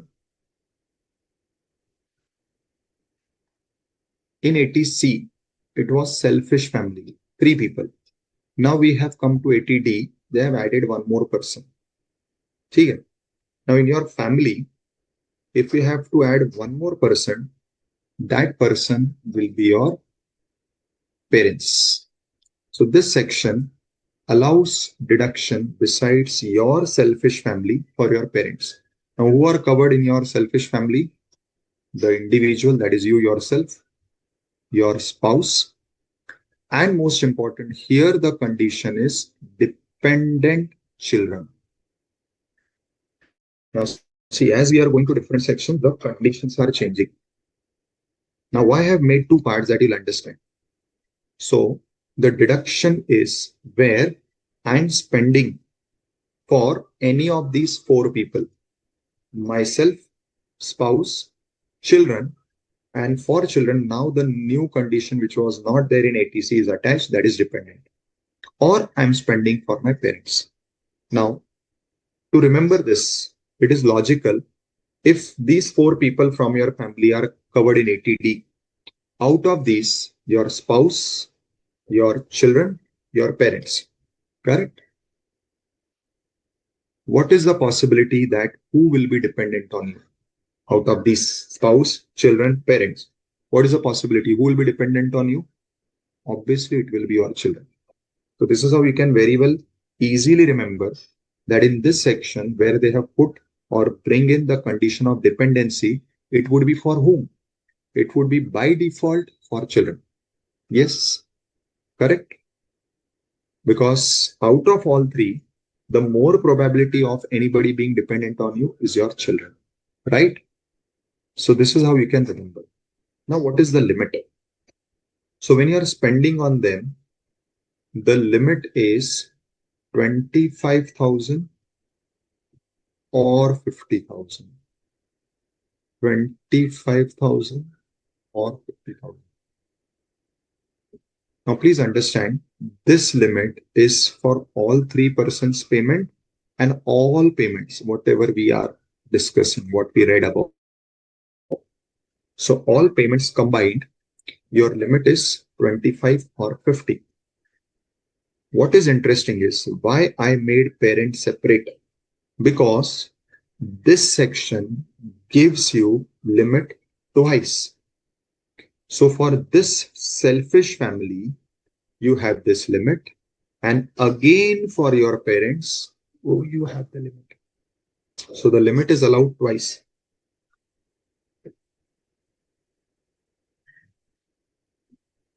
First, for your selfish family, and then again for your parents. Now, why are there two limits, 25 or 50? You will be allowed any one.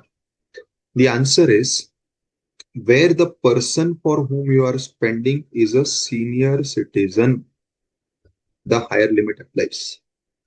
Now, generally in exam sums, what will happen? You three, none of you are senior. So practically, this is what I'm talking from exam point of view. In exam, generally it will happen that for you three, the limit would be 25 because none of you would be senior. However, for parents, the higher limit would apply because the age given for parents generally in the sum would be above 60.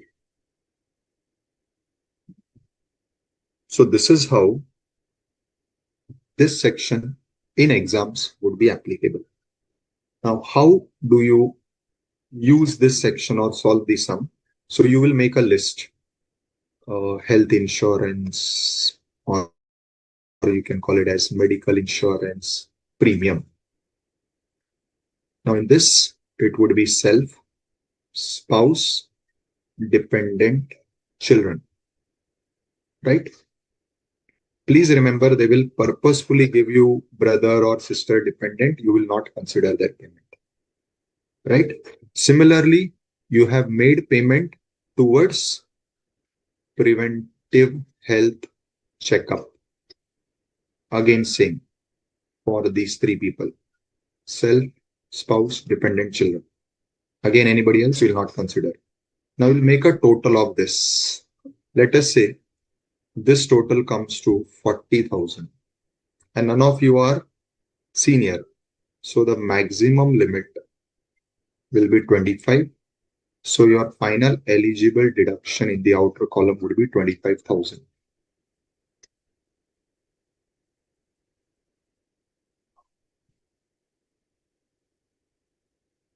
Nidhi, I did not get your question. Yes, Priya. So if your parents are not given a senior citizen, you will take the limit as 25. Now, after you have taken deduction for these three persons, which I am calling as selfish family, self, spouse, children, now you'll repeat this for your parents. parents, your dad, your mom. Again, same payments, health insurance premium, preventive health checkup, you will consider. Important. Purposefully, they may give you uncle or aunt, not eligible. They may give you parents of your spouse, not eligible. So only your parents' payments are eligible. You make a total. Let us say this total is coming to 45,000 and your parents are senior citizens. What is the maximum limit if they are given as senior citizens? It would be 50,000. This is the maximum limit.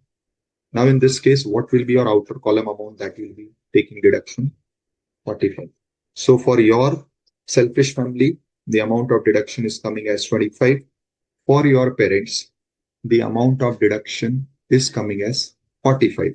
Now, importantly, here you have higher limit, which you are not able to utilize. And here your payment is more, but the limit is less. So you are able to get deduction only of lower amount. Can you use this extra amount in this limit? Answer is no. So that is why there are two categories. For your selfish family, you'll use the limit separately, and then separately you'll use the limit for your parents.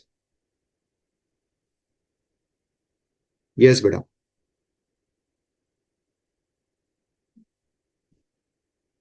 Yes. I hope you all understood this working, right? Now in this whole working, there is one more technical point that you need to understand. So see, there are 4 payments. What are these 4 payments? Insurance of Mediclaim or health insurance. Again, insurance of Mediclaim, which is now central government health scheme. So both are medical insurance only, but one is of private insurer, one is of central government. So let me call it as insurance of Mediclaim and insurance of central government health scheme. Then you have preventive health checkup and you have medical expenses. Now, for all these 4 payments, what is important? For these 3 payments, the condition is it should not be in cash. Not cash. But for health checkup, it may be cash or it may be not cash. That is through bank. So the condition is your preventive health checkup, even if it is given that the payment is done in cash, it will be eligible. But for the other payments, it should not be in cash. If any of the other payments are done in cash, you are not eligible for the deduction. Another technical point is, out of all these 4, only for preventive health checkup, the individual limit is 5,000. Means now you have an overall limit of 25,000 or 50,000 as the case may be, but that is for the total amount. But when you are taking individual values for the other 3 payments, there is no individual limit. But for preventive health checkup, there is an individual limit of 5,000. So if in the sum, it is given that you have paid 7,500 for preventive health checkup, the maximum amount that you should consider is only 5,000. Correct?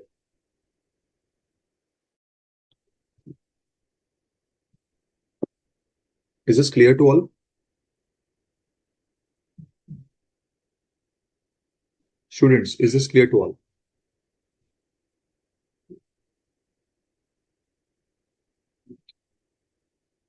Okay. Nidhi is asking, sir, individual spouse, dependent children को selfish family क्यों कह रहे हैं? निधि answer ये है, ये मैंने पिछले लेक्चर में टर्म बनाया था जहां पे मैंने सी फॉर सेल्फिश कहा था, और इसको मैं सेल्फिश इसलिए कह रहा हूं क्योंकि आज की तारीख में जॉइंट फैमिली वाला कल्चर ही खत्म हो गया है. Whatever we are doing it जिसको हम बोलते हैं न्यूक्लियस फैमिली, जिसमें कौन होता है? हस्बैंड, वाइफ और चिल्ड्रन. तो मैंने उसको नाम दे दिया है सेल्फिश, बिकॉज वो सी फॉर सेल्फिश ये लॉजिक से मैंने उसे डिराइव किया था. राइट? सौम्या बेटा, इट इज नॉट दैट कि आपका प्रिवेंटिव हेल्थ चेकअप सिर्फ कैश में ही होना चाहिए. preventive health checkup can be cash or non-cash. But baki payments cannot be in cash. That is what is the point.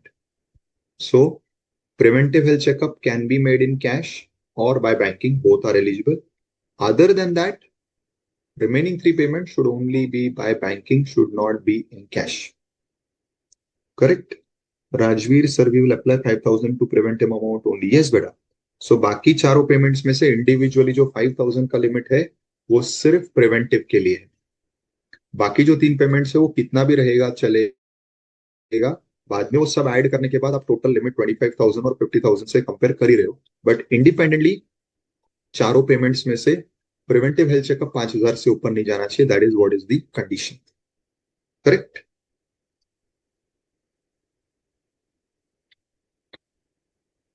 So this is how the entire section is designed. Fine. This is 80D.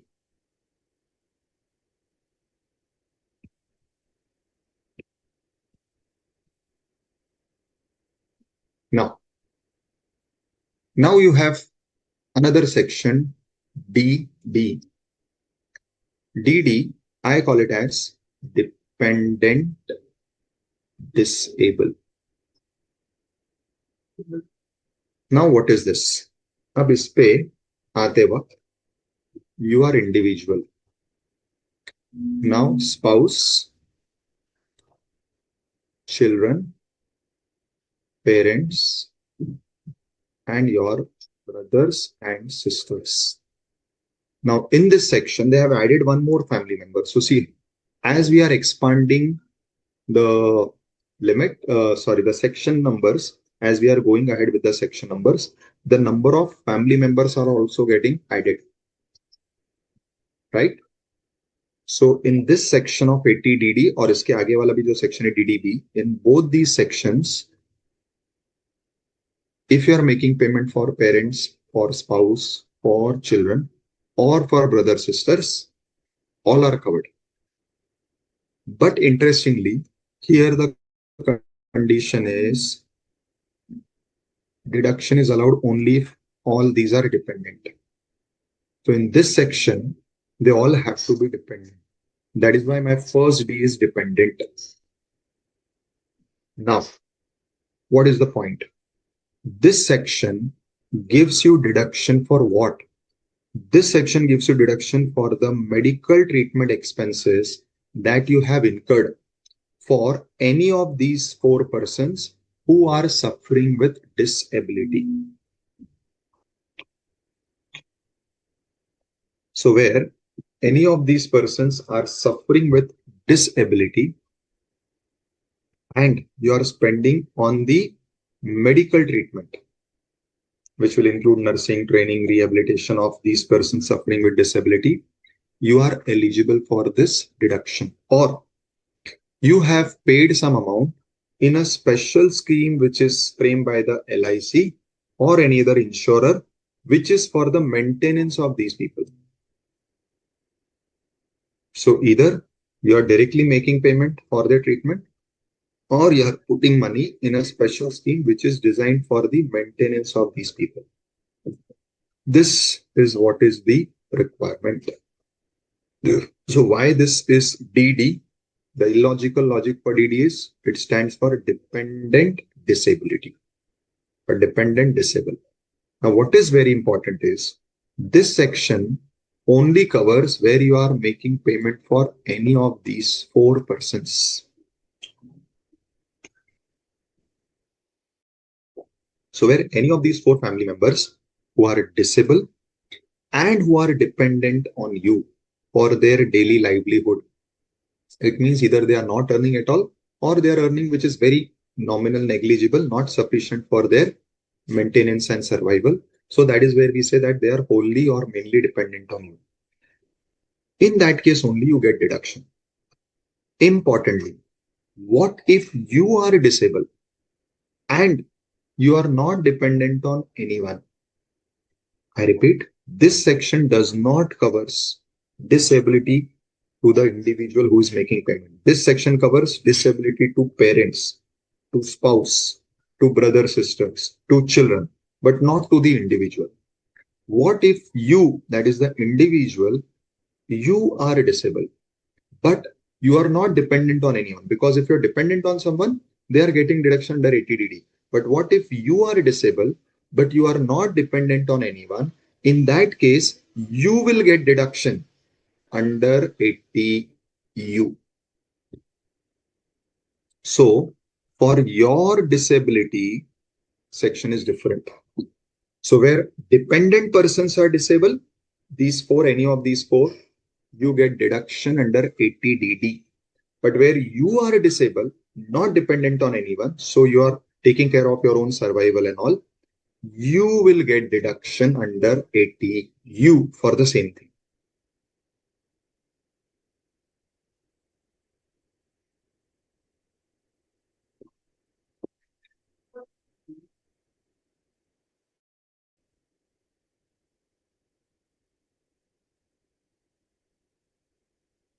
There are a few questions.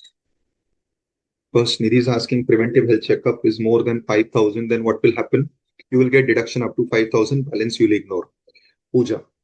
Sir, if insurance premium is paid in lump sum, then what? See, whether you pay lump sum, you will have to match it with the limit which is given. उससे ज़्यादा आपको नहीं मिलेगा, even if it is lump sum.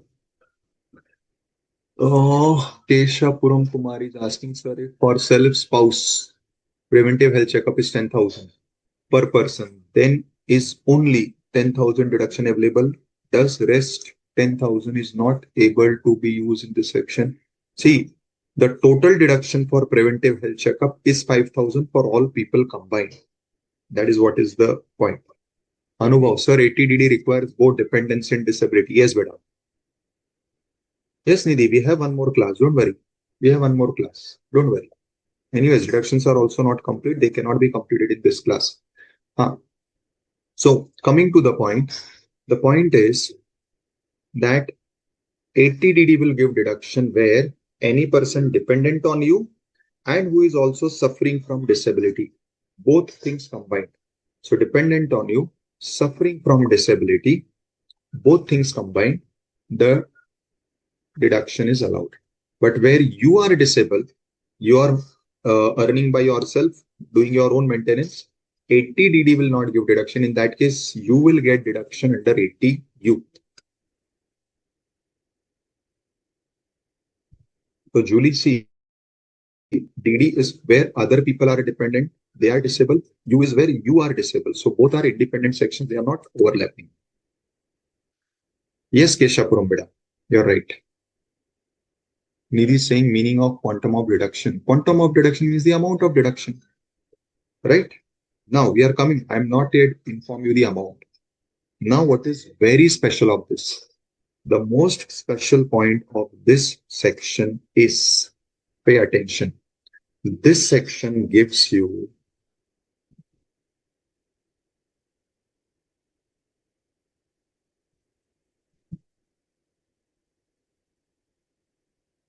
the most special point of this section is the section gives you a fixed deduction. What is this fixed deduction? The fixed deduction is whatever you have spent above. You have supposed to spend on treatment or on the premium. Whatever you spent above, you will always get 75,000. That is what I mean by fixed. Generally, in all other sections, the amount which is given is the outer limit or the upper limit. So you compare the amount paid with the limit, deduction is whichever is lower. This is the only section where you will get deduction of 75,000 fixed. And in case the person who is suffering from severe disability, you are making payment for such a person, you will get a fixed amount of 1,25,000. Please understand this. Have you understood? So what is the most special point of this section is that this section gives you a fixed deduction. In all other sections, the amounts which are given as maximum limit. This section says this is the amount of deduction. So this is your fixed deduction. That is the most unique point about this particular section. Same as ATU. So this is completely ATU and this are same. So whatever you are studying here is equally applicable to ATU. Now, what will happen when you receive back this money? Which money? So you are having one option of making payment in particular insurance scheme. Now, when you get back the money, you will get back the money from this insurance scheme. What will happen? Important is, in the event of death of the individual, right? If the amount is received by whom? The amount is received by the disabled person. If the disabled person is receiving the amount is exempt. However, if on the death of disabled person, you are receiving the amount, it is fully taxable. So interesting point over here is, on your death, that is a person who was contributing, the amount is paid to the disabled person, obviously, because for his benefit only the scheme was there. The amount received by the disabled person will be exempt.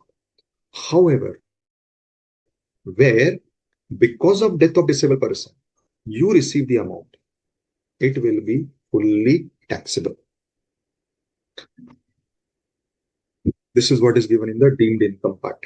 So, if the dependent predeceases the individual in whose name the subscription is made, etc., then you will be chargeable to tax.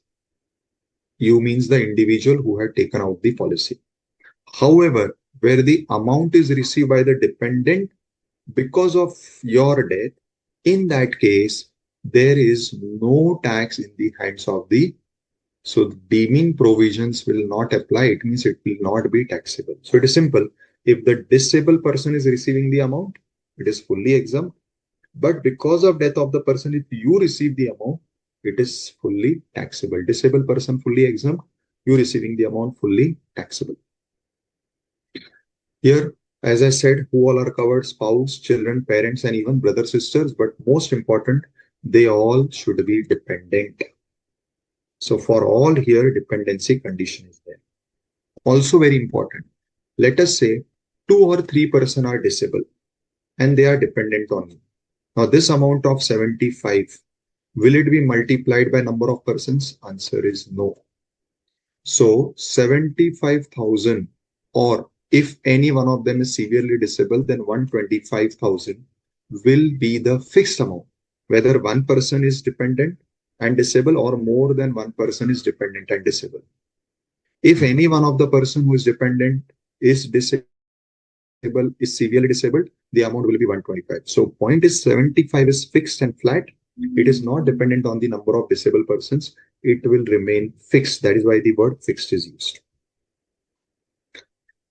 And then similar to this is 80 DDB, which is for medical treatment.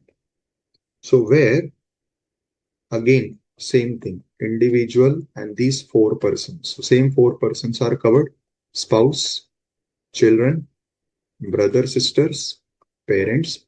Again, the condition is they are dependent. Now, what is covered in DDB?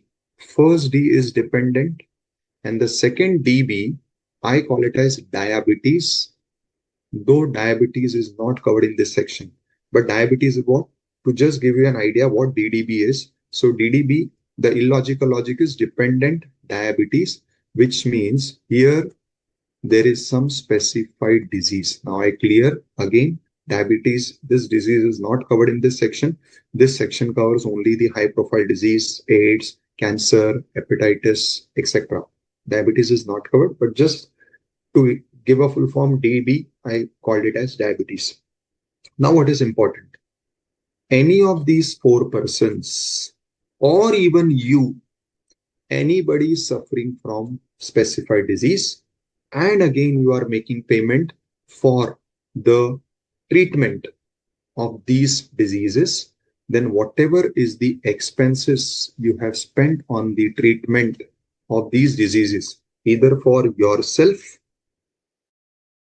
or for any of these 4 dependents, is eligible. Again here, the amount which is given is now maximum limit, because again they are saying 40,000 or paid, whichever is less. If the person for whom you are doing this expense is a senior citizen, then the limit is raised to 1 lakh. So when you are spending on treatment of specified disease, 40,000 is now again your maximum limit. It is not the fixed deduction which was there in case of disability. So only for disability, you have to remember the 75,000 or the 1,25,000 was fixed. Here again, you come back to the original rule of maximum limit. Now, what is interesting is you spend on the medical treatment. It is of the specified disease, fine. But nowadays people have medical insurance and you spend rupees 1,25,000. This is your medical bill. However, Mediclaim which you got is rupees 90. So effectively, what has gone out of your pocket is only 35.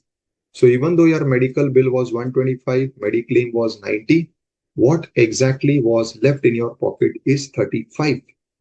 Now in this particular case, the amount to be compared with maximum limit, even though it is said paid, here this amount will not be compared, this amount will be compared. So this is what is given. The deduction under this section shall be reduced by the amount received, if any, under an insurance. So if you are receiving any amount, you have to reduce that amount and then you have to apply the maximum limit. So in this case, I will apply the maximum limit to 35,000 and not to 1,25,000. So by default, I will get deduction of 35,000 only. Is this clear?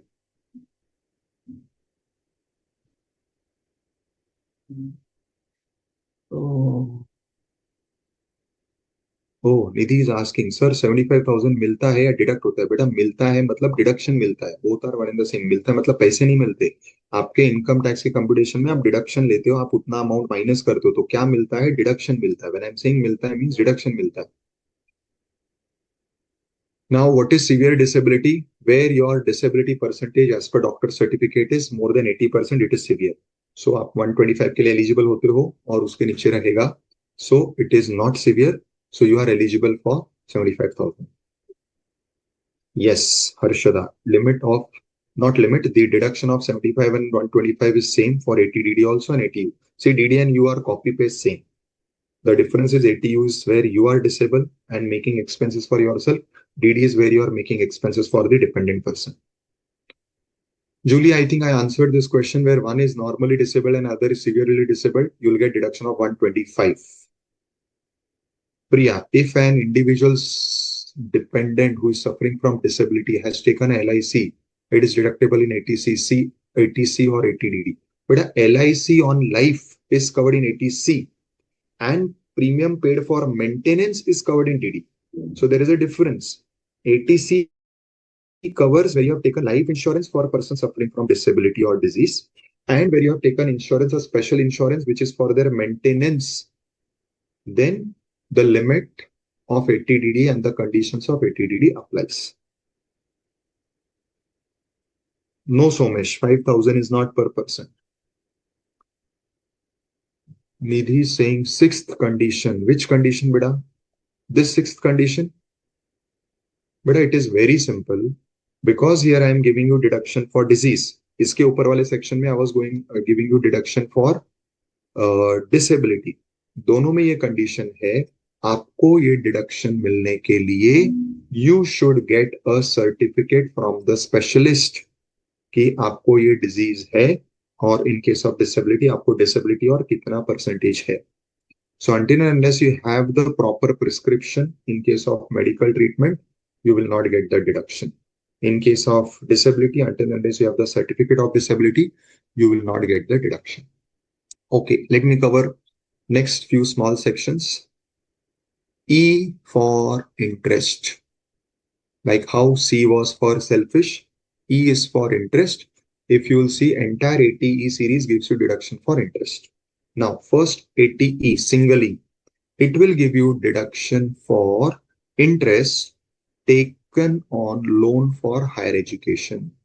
So where loan is taken for higher education, the interest of that loan is eligible. Important, principal, no deduction.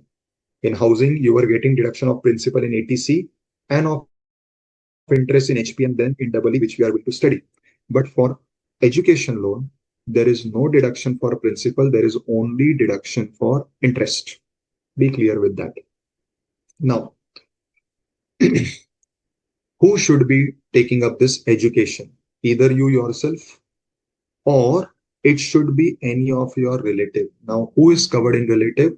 So it will be either your spouse or your children or any such student of whom you are legal guardian. So either it is your own education or education of your spouse or education of your children. Correct? So it is same selfish family again. And here one more person is there. If you are appointed as legal guardian of any child, then even where education is for the legal ward, if you are spending on their education and you have taken loan, the interest on the loan is eligible. Higher education interest is eligible. So for schooling and all, it will not be eligible only after passing the 12th standard, which is called as secondary, senior secondary or higher secondary. When you get into college, so you are taking up any higher education after 12th standard. So that will be eligible, not up to 12th standard. So any loan taken for up to 12th standard is not eligible. Now, what is very important? What is very important is normally in all other sections, you have the limit of deduction in terms of amount. Here, there is no limit of amount. So there is limit, but the limit is of time. So this section gives you deduction for total 8 years. So till 8 years, whatever interest you are paying on this education loan, that is eligible for deduction. Now, interestingly, when you read the section, you find 7, but actually it is 8. How? If you read, it is saying initial year, that is the year in which you start paying the interest, and after initial years, next 7 years. So total 8 years. Important, there is no amount limit. So whatever is the amount of interest, everything is eligible. You will be getting deduction for all amounts. Only the limit is on the time. So you will be getting deduction for all interest amounts. There is no limit on the amount. The limit is only on the number of years for which you get this deduction. And then comes 80EE and 80EA. Both are giving you deduction for housing loan interest. Please understand. Kesha Purambotior asks, sir, whether dependent or not, 80 applicable for all. Yes, beta. So where the section does not say is the dependency condition, it is applicable in all cases. Now, 80EE and 80EA. 80EE and EA both are giving you deduction for housing loan interest. So E for interest. Now you are paying interest on housing loan. Please remember, you are already claiming deduction of this interest in 24 clause B under the head HP. But over there, if you remember, there is a limit of 2 lakhs. Now, if your interest is above 2 lakhs, that section gives you deduction up to 2 lakhs only. The remaining amount, you can come and claim here. Now you will say, sir, why there are 2 sections, EE and EA? Because first EE was introduced with a time limit or with a condition that the loan should have been sanctioned only in this year. So after this year, if the loan is sanctioned, EE does not give you deduction. So later on, where the government felt, no, we should again give deduction, they brought in the new section EA, where now they are saying, we will give deduction where the loan is sanctioned between this period. So the main difference between the 2 sections, when you get deduction under EE and EA, the main difference is first when the loan is sanctioned. Now, the other difference is if your loan is sanctioned in this year, by default you are in double E. Now you will get deduction only if the value of house is not exceeding 50 lakhs and the loan which you have taken is not exceeding 35 lakhs. So here there are conditions for both value of house and even the amount of loan. Whereas if your loan is sanctioned in this period, there is a limit on the value of house, but there is no limit on the amount of loan. Importantly, in the above section, the word uses value of house, which means your actual cost price of house. Here, the value is the stamp duty value. So your actual cost price may be anything. Stamp duty value should not exceed 45 lakhs. Correct? Here, there is no limit of the amount of loan. And then the biggest difference between the two is on the maximum limit of deduction. If you are covered in this section 80EE, satisfying those conditions, maximum limit of deduction under 80EE is up to 50,000 only. If you get covered in EEA because you satisfy, so these are the main two conditions. If you satisfy this, the limit of deduction over here is 150. So there is a higher limit under EEA. So if you are covered in EE, the limit is only 50,000. If you are covered in EEA, the limit is 1,50,000. So this is 80EE, EEA, deduction for interest. Now the interest is on housing loan. And then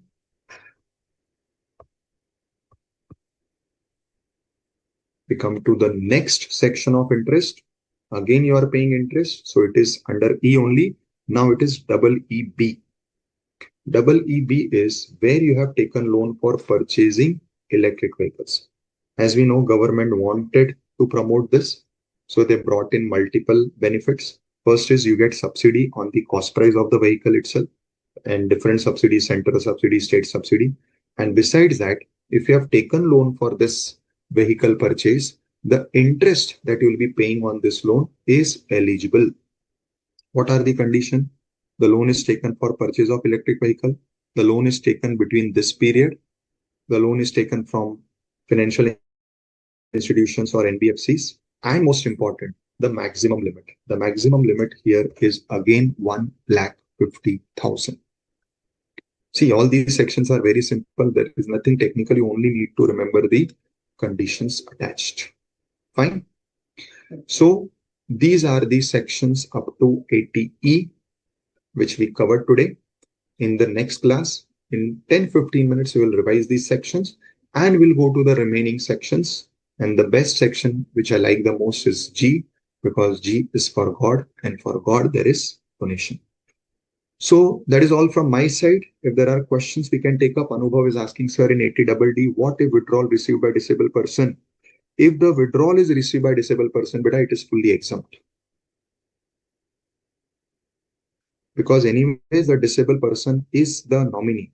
So on the closure of the scheme, anyways, it is given to nominee. So it is irrespective of death of the contributor, where the nominee, that is a disabled person, is receiving in 80DD, it is always exempt.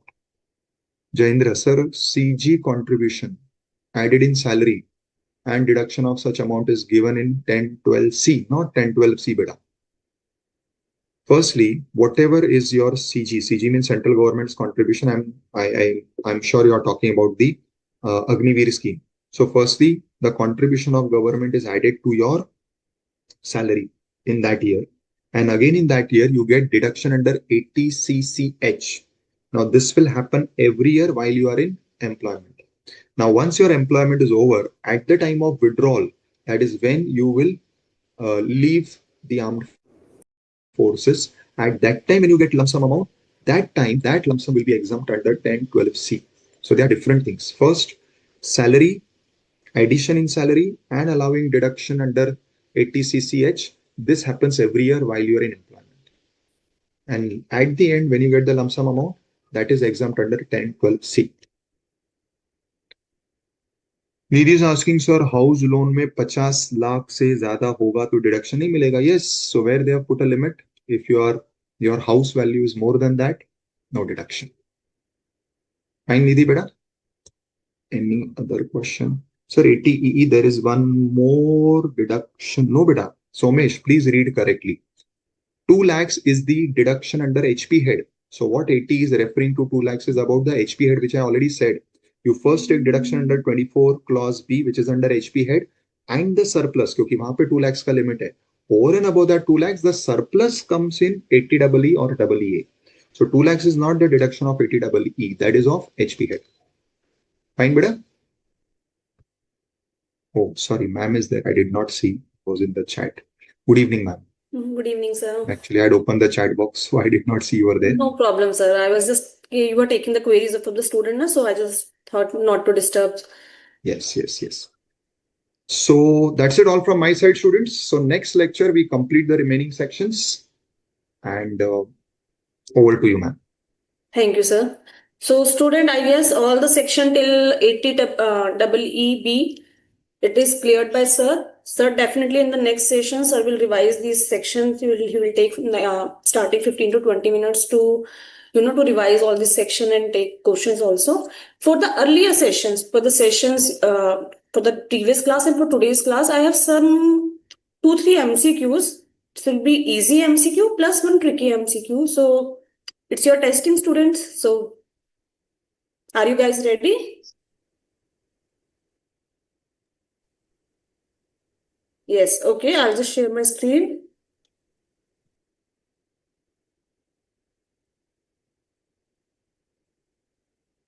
It's some are very basic, it's just for your practice purpose, and one is little bit, I can say, ki you have to apply your mind in that. So this is your first question. Mr. Srivastava, age 72 years, paid medical insurance premium of 52,000 by check and 4,000 by cash during May 24 under a medical insurance scheme of General Insurance Corporation. The above sum was paid for the insurance of his own health. Okay. So, because in deduction, it is very important to know under which regime the assessee, the individual is paying the tax. Because there are many deductions which are not available under the default tax regime. Only 1 or 2 deductions, I'll say in a summarized way, that is available. So it is very important to see under which regime the question is asking. So in our case, it is under the normal optional regime, under the normal provisions of that. So for how much amount he is entitled to a deduction under section 80D in this case. Okay, I'm getting the answer. Yes.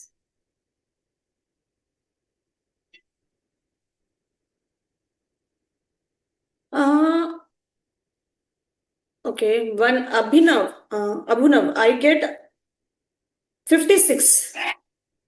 Abhinav, why you said 56,000? Okay, one more answer I'm getting from Priya, 52,000. Then again Nidhi, 52,000. Student, remember that because sir, for every section, sir is telling you the maximum limit. So just remember the maximum limit. What is the maximum limit for claiming a deduction under particular section? So is there any limit under section 80D? Yes, Priya has corrected herself. Okay, Abhinav, don't get confused because there are separate limits for each and every section. For 80D, it's not that limit which we wrote. Yeah, so the correct answer is 50,000 because Mr. Srivastava is a senior citizen, and for the senior citizen, the maximum limit is 50,000. Okay, otherwise it's 25,000. So this is clear for all. Nobody has doubt in this MCQ. This is the second MCQ. An individual has paid life insurance premium of 25,000 during the previous year for a policy of rupees 1 lakh taken on 1st April 2019. If he pays tax under default tax regime, he shall not be able to allow deduction under section 80C, allowed of rupees 20,000 because 10% limit is there, allowed of 25,000 20%, allowed for 25,000, whatever the premium he has paid, 10,000, that is 10% of sum assured.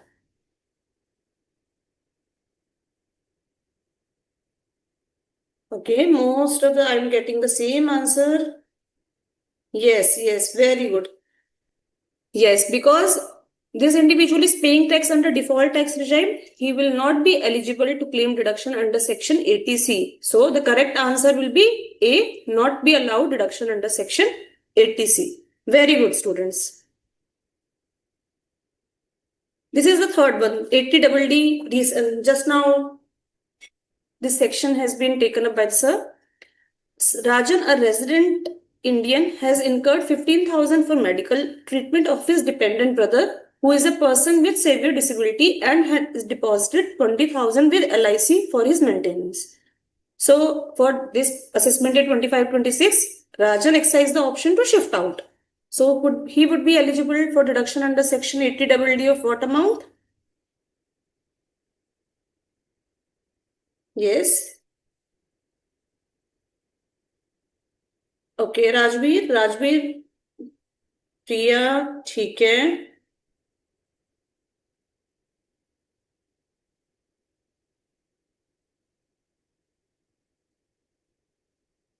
Priyanshi is asking कि in the earlier question, LIC question के लिए Priyanshi is asking कि अगर sorry student, I'm just taking to the previous MCQ.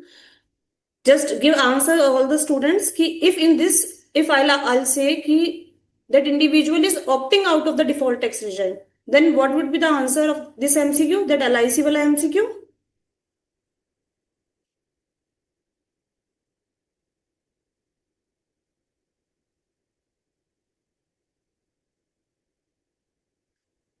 Yes, students, it's a 10% of your sum assured.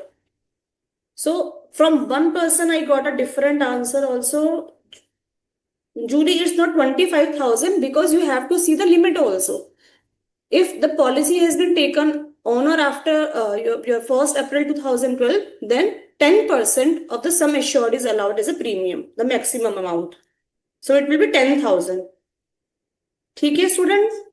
Now back to that MCQ. Sorry, I have to jump to the earlier MCQ because I just got one query related that under optional tax regime, what would be the answer of that? So now in this, I got most of the students has given the correct answer, but I received some different answer from 2 and 3 students. Okay, Soumya has also given different answer. Soumya, why 35,000? Would you like to say?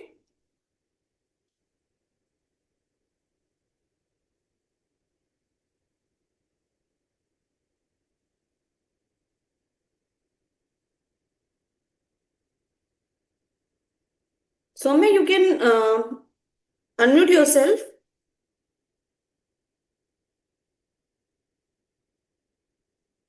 Okay, I am getting all the answer. 15,000, 35,000, 75,000 and 1,25,000. Soumya, if you remember, sir has told you about the flat deduction.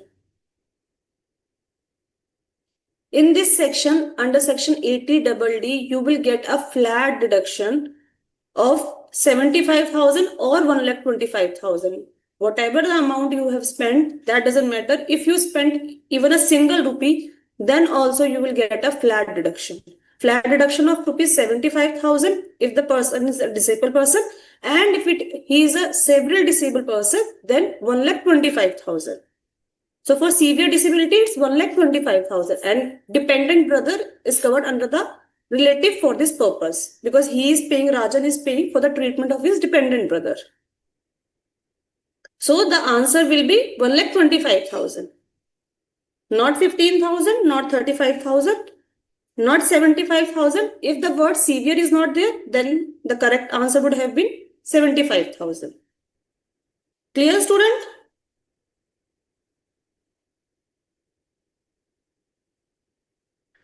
For next MCQ, you will be require your calculator because some computations are there. No, Harshda, in case of 80DD, there's a flat deduction.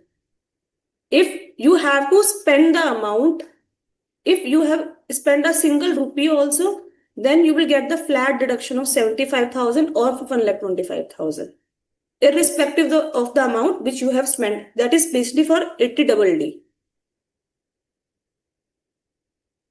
So in that case, it doesn't matter how much amount you have spent.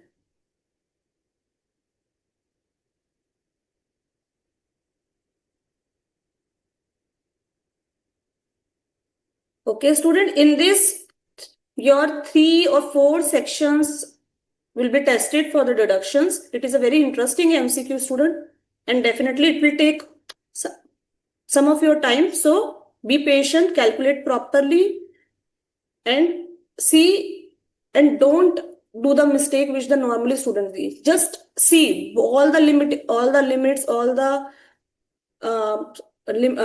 maximum limit under every section you have to see in this case.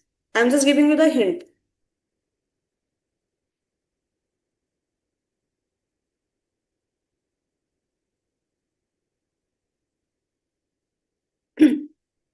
Okay, I'm just reading the question. Mr. Arpit, an employee of MNO Limited, has contributed 1,61,280 towards NPS, and similar amount is contributed by his employer. His basic salary is 80,000 per month.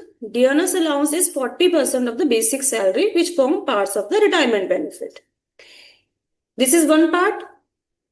From this information you can get, there is a one section for this deduction contribution to NPS. Okay, now we come to the second point. He also paid rupees 55,000 towards LIC premium for himself and his wife. Second thing, then third, medical insurance premium of 35,000 by cross check for his mother being a senior citizen during this year. So total deduction under chapter 6A you have to compute. So this is the requirement of the question, students.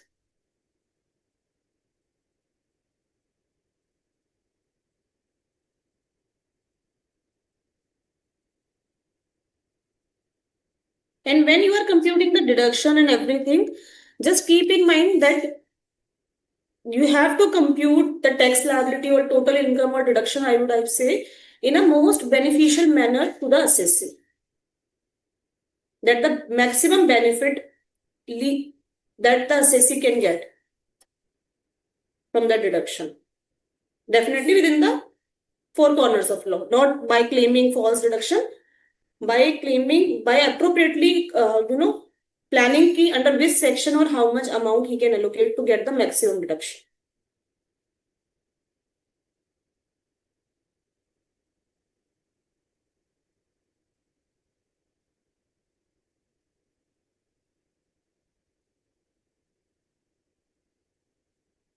Okay, Pravatham has raised his hand. You want to unmute yourself or?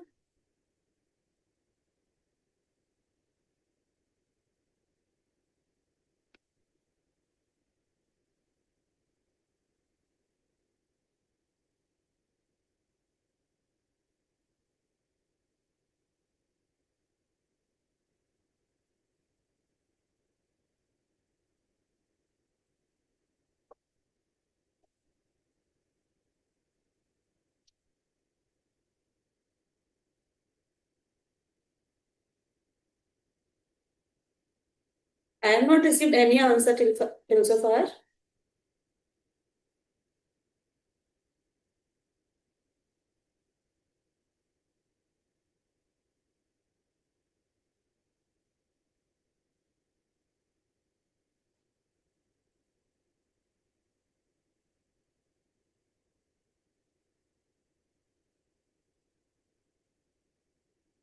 If you are not getting any of these 4 answers, whatever the answer you are getting, write that answer in your chat box. Then we will see afterward what mistake or what you have done in computing the deduction. Okay, so I got one different answer from these 4 options. Divya, let's just wait for others, what the answer they are getting. Okay, I'm just writing what are, okay. Nidhi has got answer for option D. Okay. Then again new option. ठीक है Julie, option B.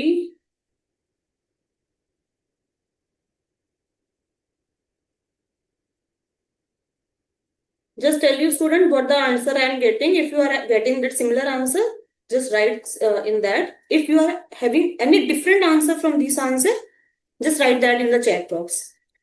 One is option D, option B. Then one amount is 3,68,512, 3,58,800, 3,77,080.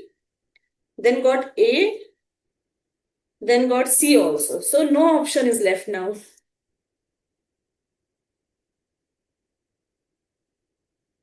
Okay, so who would like to explain? Raise your hand.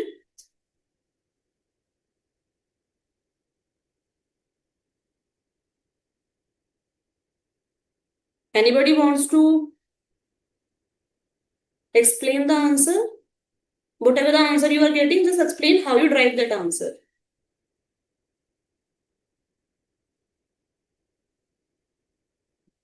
Okay, one I got. Who raised the hand? Once. Yes, Miss P, you can unmute yourself. Hello, ma'am. Hi. Just first tell me what answer you are getting. In the you are getting from these four options or a different answer? No, ma'am, I got another answer, ma'am. I know it is wrong. I got 3,58,800. Okay, just tell me the computation, how you drive that answer. Yes, ma'am. First, to compute the maximum limit, I did 80,000 into 12 and 80,000 into 12 That plus is your 40%. ठीक है 9,60,000 is your basic salary, then 3,84,000 is your DA. Yes, ma'am. Into 40%, M plus. I got 13,44,000, ma'am. Okay. Then for employee contribution into 10%. ठीक है employee contribution you got 1,34,400, right? 400, and for employer also I got 1,34,400. Very good. So employer contribution fully deduction will be allowed.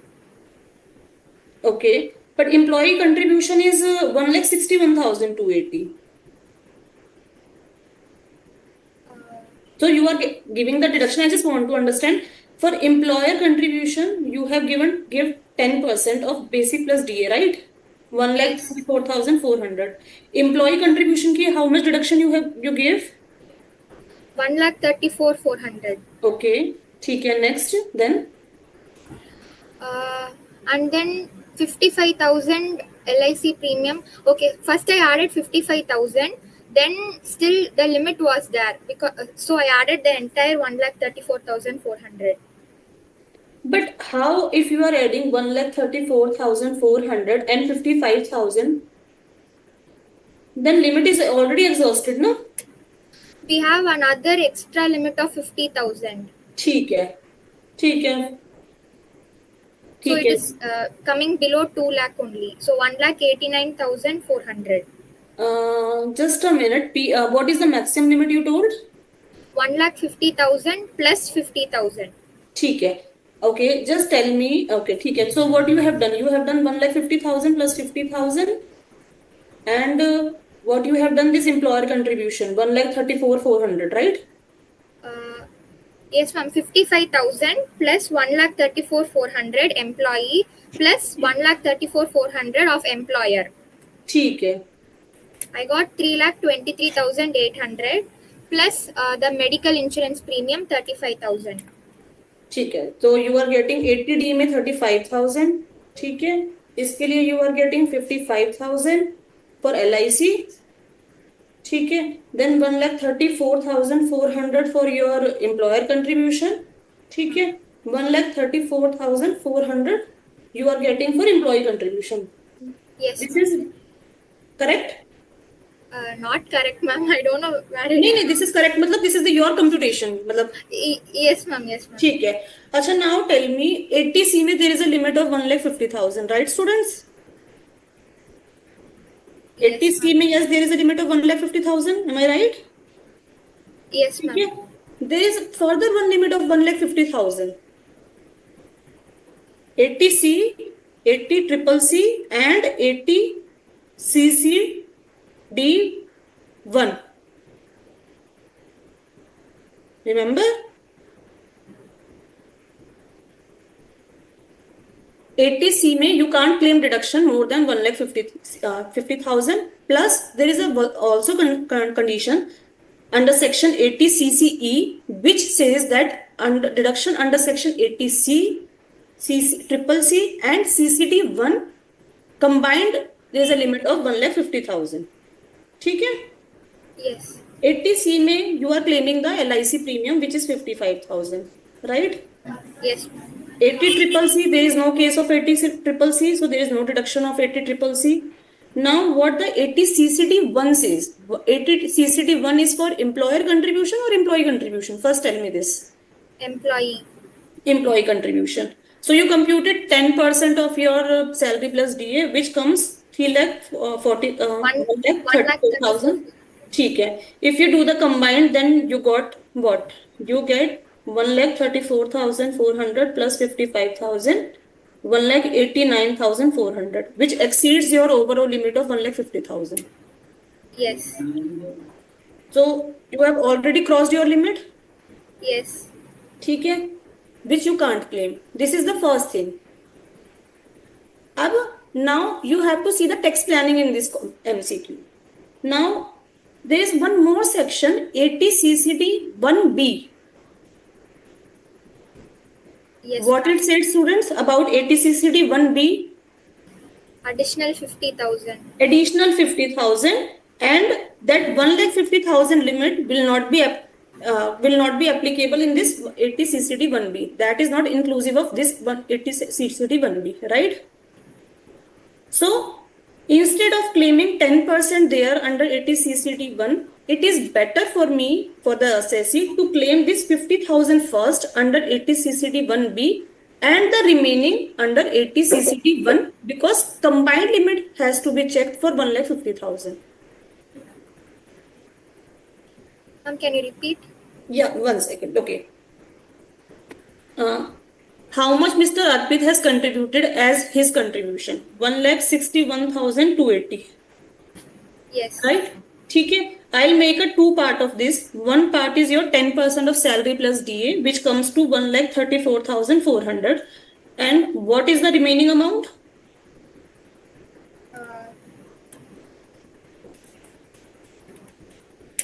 26,880. Okay, student. ठीक है, student. I'll just do the. I'll open the Excel because definitely it will be more easier for you to understand with the. That just a second. I'll just do the calculation. Okay.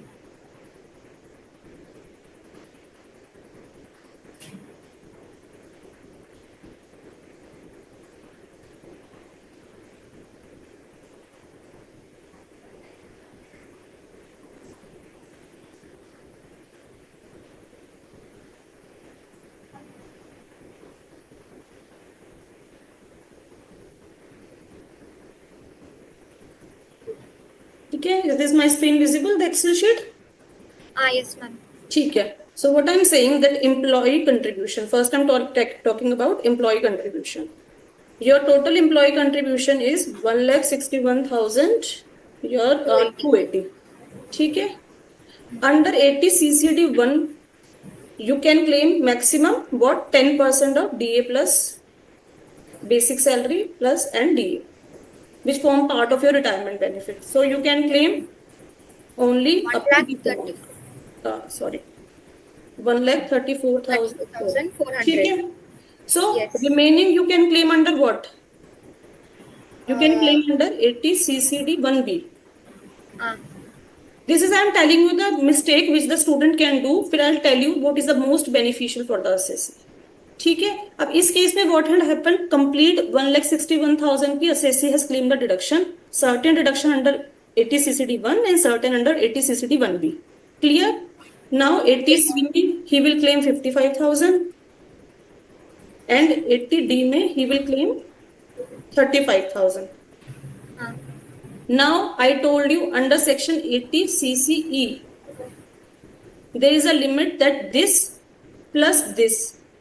These both cannot exceed 1,50,000, right? Yes. So I have to restrict these two till 1,50,000. Yes. So the total deduction will be 1,50,000 50,000. plus this is additional deduction plus 80 deduction, right students? Yes, ma'am.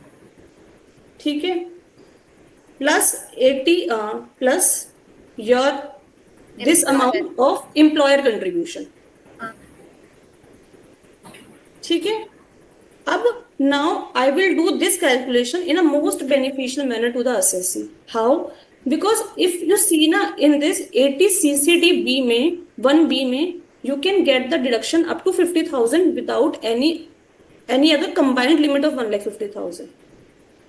So instead of claiming 80 CCD 1 of 1,34,400, it is better if I'll claim 50,000 first and the remaining amount in this. Can I do so? Yes. ठीक है, Yes, ma'am. then 80 cc again 55,000, then this again 35,000. ठीक है, अब again I have to restrict this plus this to 50,000, 1,50,000. 1,50,000. So 1,50,000 plus this 50,000 plus this 35,000 plus employer contribution of this.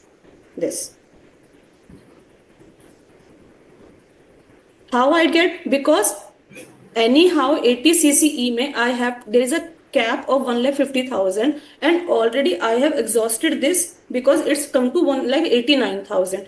So instead of claiming 80 CCD 1 first, I should have claimed 80 CCD 1B first of 50,000. Yes, ma'am. Understood. ठीक है? Yes. Is it clear, students? Yes, ma'am. Thank you, ma'am. Okay. Nidhi, 1 lakh. अच्छा, this is 10% of your salary plus DA. Your salary is 80,000 per month. So it's your basic salary. DA is your 40% of this. The total you got basic plus DA. This, the 10% of your basic plus DA, which form part of your retirement benefit, because 80 CCD 1 and 80 CCD 2, 10 up to 10% you can claim as a contribution to NPS, because it's a case of employer. So 10% limit is there. Otherwise central government की employer होता, then 14% is there. अगर employer नहीं होते, आप खुद self business होता, then 20% you can claim.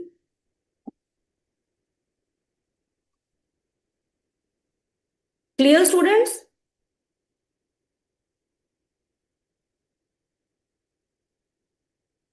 It's a little bit tricky, but sometime in the examination, you have to see which is the more beneficial to the assessee and you have to choose the option that wise. And as a chartered accountant also, when everything is permissible, 80 CCD 1B may, when there is a permissible limit of 50,000, why not claim deduction first there, then claim the remaining deduction under other section? Because 1,50,000 cap, you have to put it there also again. Answer will be this, na? 3,69,400, Nidhi. Priyanshi raised her hand. Yes, Priyanshi? Good evening, ma'am. Good evening. Ma'am, but like in this question, you already told us that we have to check according to the most beneficial to the SSC. But in the exam, we will be obviously in the pressure and the both options will be in the answer. So we will obviously take that is, yes, Priyanshi, that is your testing it. Because you have to see, क्योंकि इसमें अब जैसे there are so many limits. 80C की limit is there, 150 की, 80 CCE में there is a combined limit. So you have to see कि which is more beneficial to the assessee. Like in the set off and carry forward of losses, same thing you have to do. You have to see कि what loss you can set it off against which income, because capital gain may, if you see, capital gain is chargeable to tax at a higher rate, at a flat rate, when there is a slab rate for other income. So in that case, if some heads of income is exhausted and you have some loss which can be set off against any other heads of income, first preference you have to give to the flat rate of deduction, then to the slab rate, depending upon that under which slab you are following. Suppose you are under 30% slab, so definitely 30% slab it is beneficial for you to claim loss from that head, any other heads of income rather than special rates. But suppose if you are falling under 5% slab or something, then it is better कि capital gain से you set it off that loss because वहाँ flat rate is there. So these kind of things definitely can be asked in the question, and you have to apply it in their mind ki what is more beneficial to the assessee in that case. And but in the MCQ, which is the most difficult part in the MCQ, that all the 4 options will be so similar that one of the option you will get as your answer. Yes, ma'am. So इस case में whosoever has done 3,46,280, they have also got the answer. Their provision is clear, everything is clear. But just because there is one more option which is more beneficial to the assessee, that will be the correct option, not the 3,46,000. Yes, ma'am, got it. Okay, Ishan ma'am, in 80D it is only cash for which are not allowed, or it is cash? It is cash only, Ishan, 80D mein. There is no other cross check, bearer check or something. It should not be by way of cash.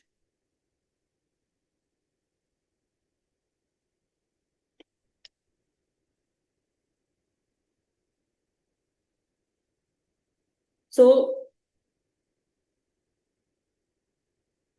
I think students, we have already crossed our time limit, and I guess this MCQ, you find this MCQ interesting, don't take this as a pressure. If you keep practicing and understand your provision and keep practicing, then definitely you will able to do very good in your examination. So because of that last MCQ, don't be in pressure ki how we will do that in examination and how to compute that. With the practice, you will be able to do so.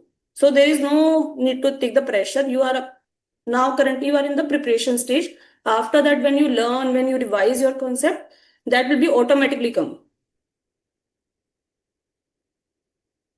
Yes, Priyanshi, last question was mind-boggling. Yes. So, sir, I guess with this we can conclude our session.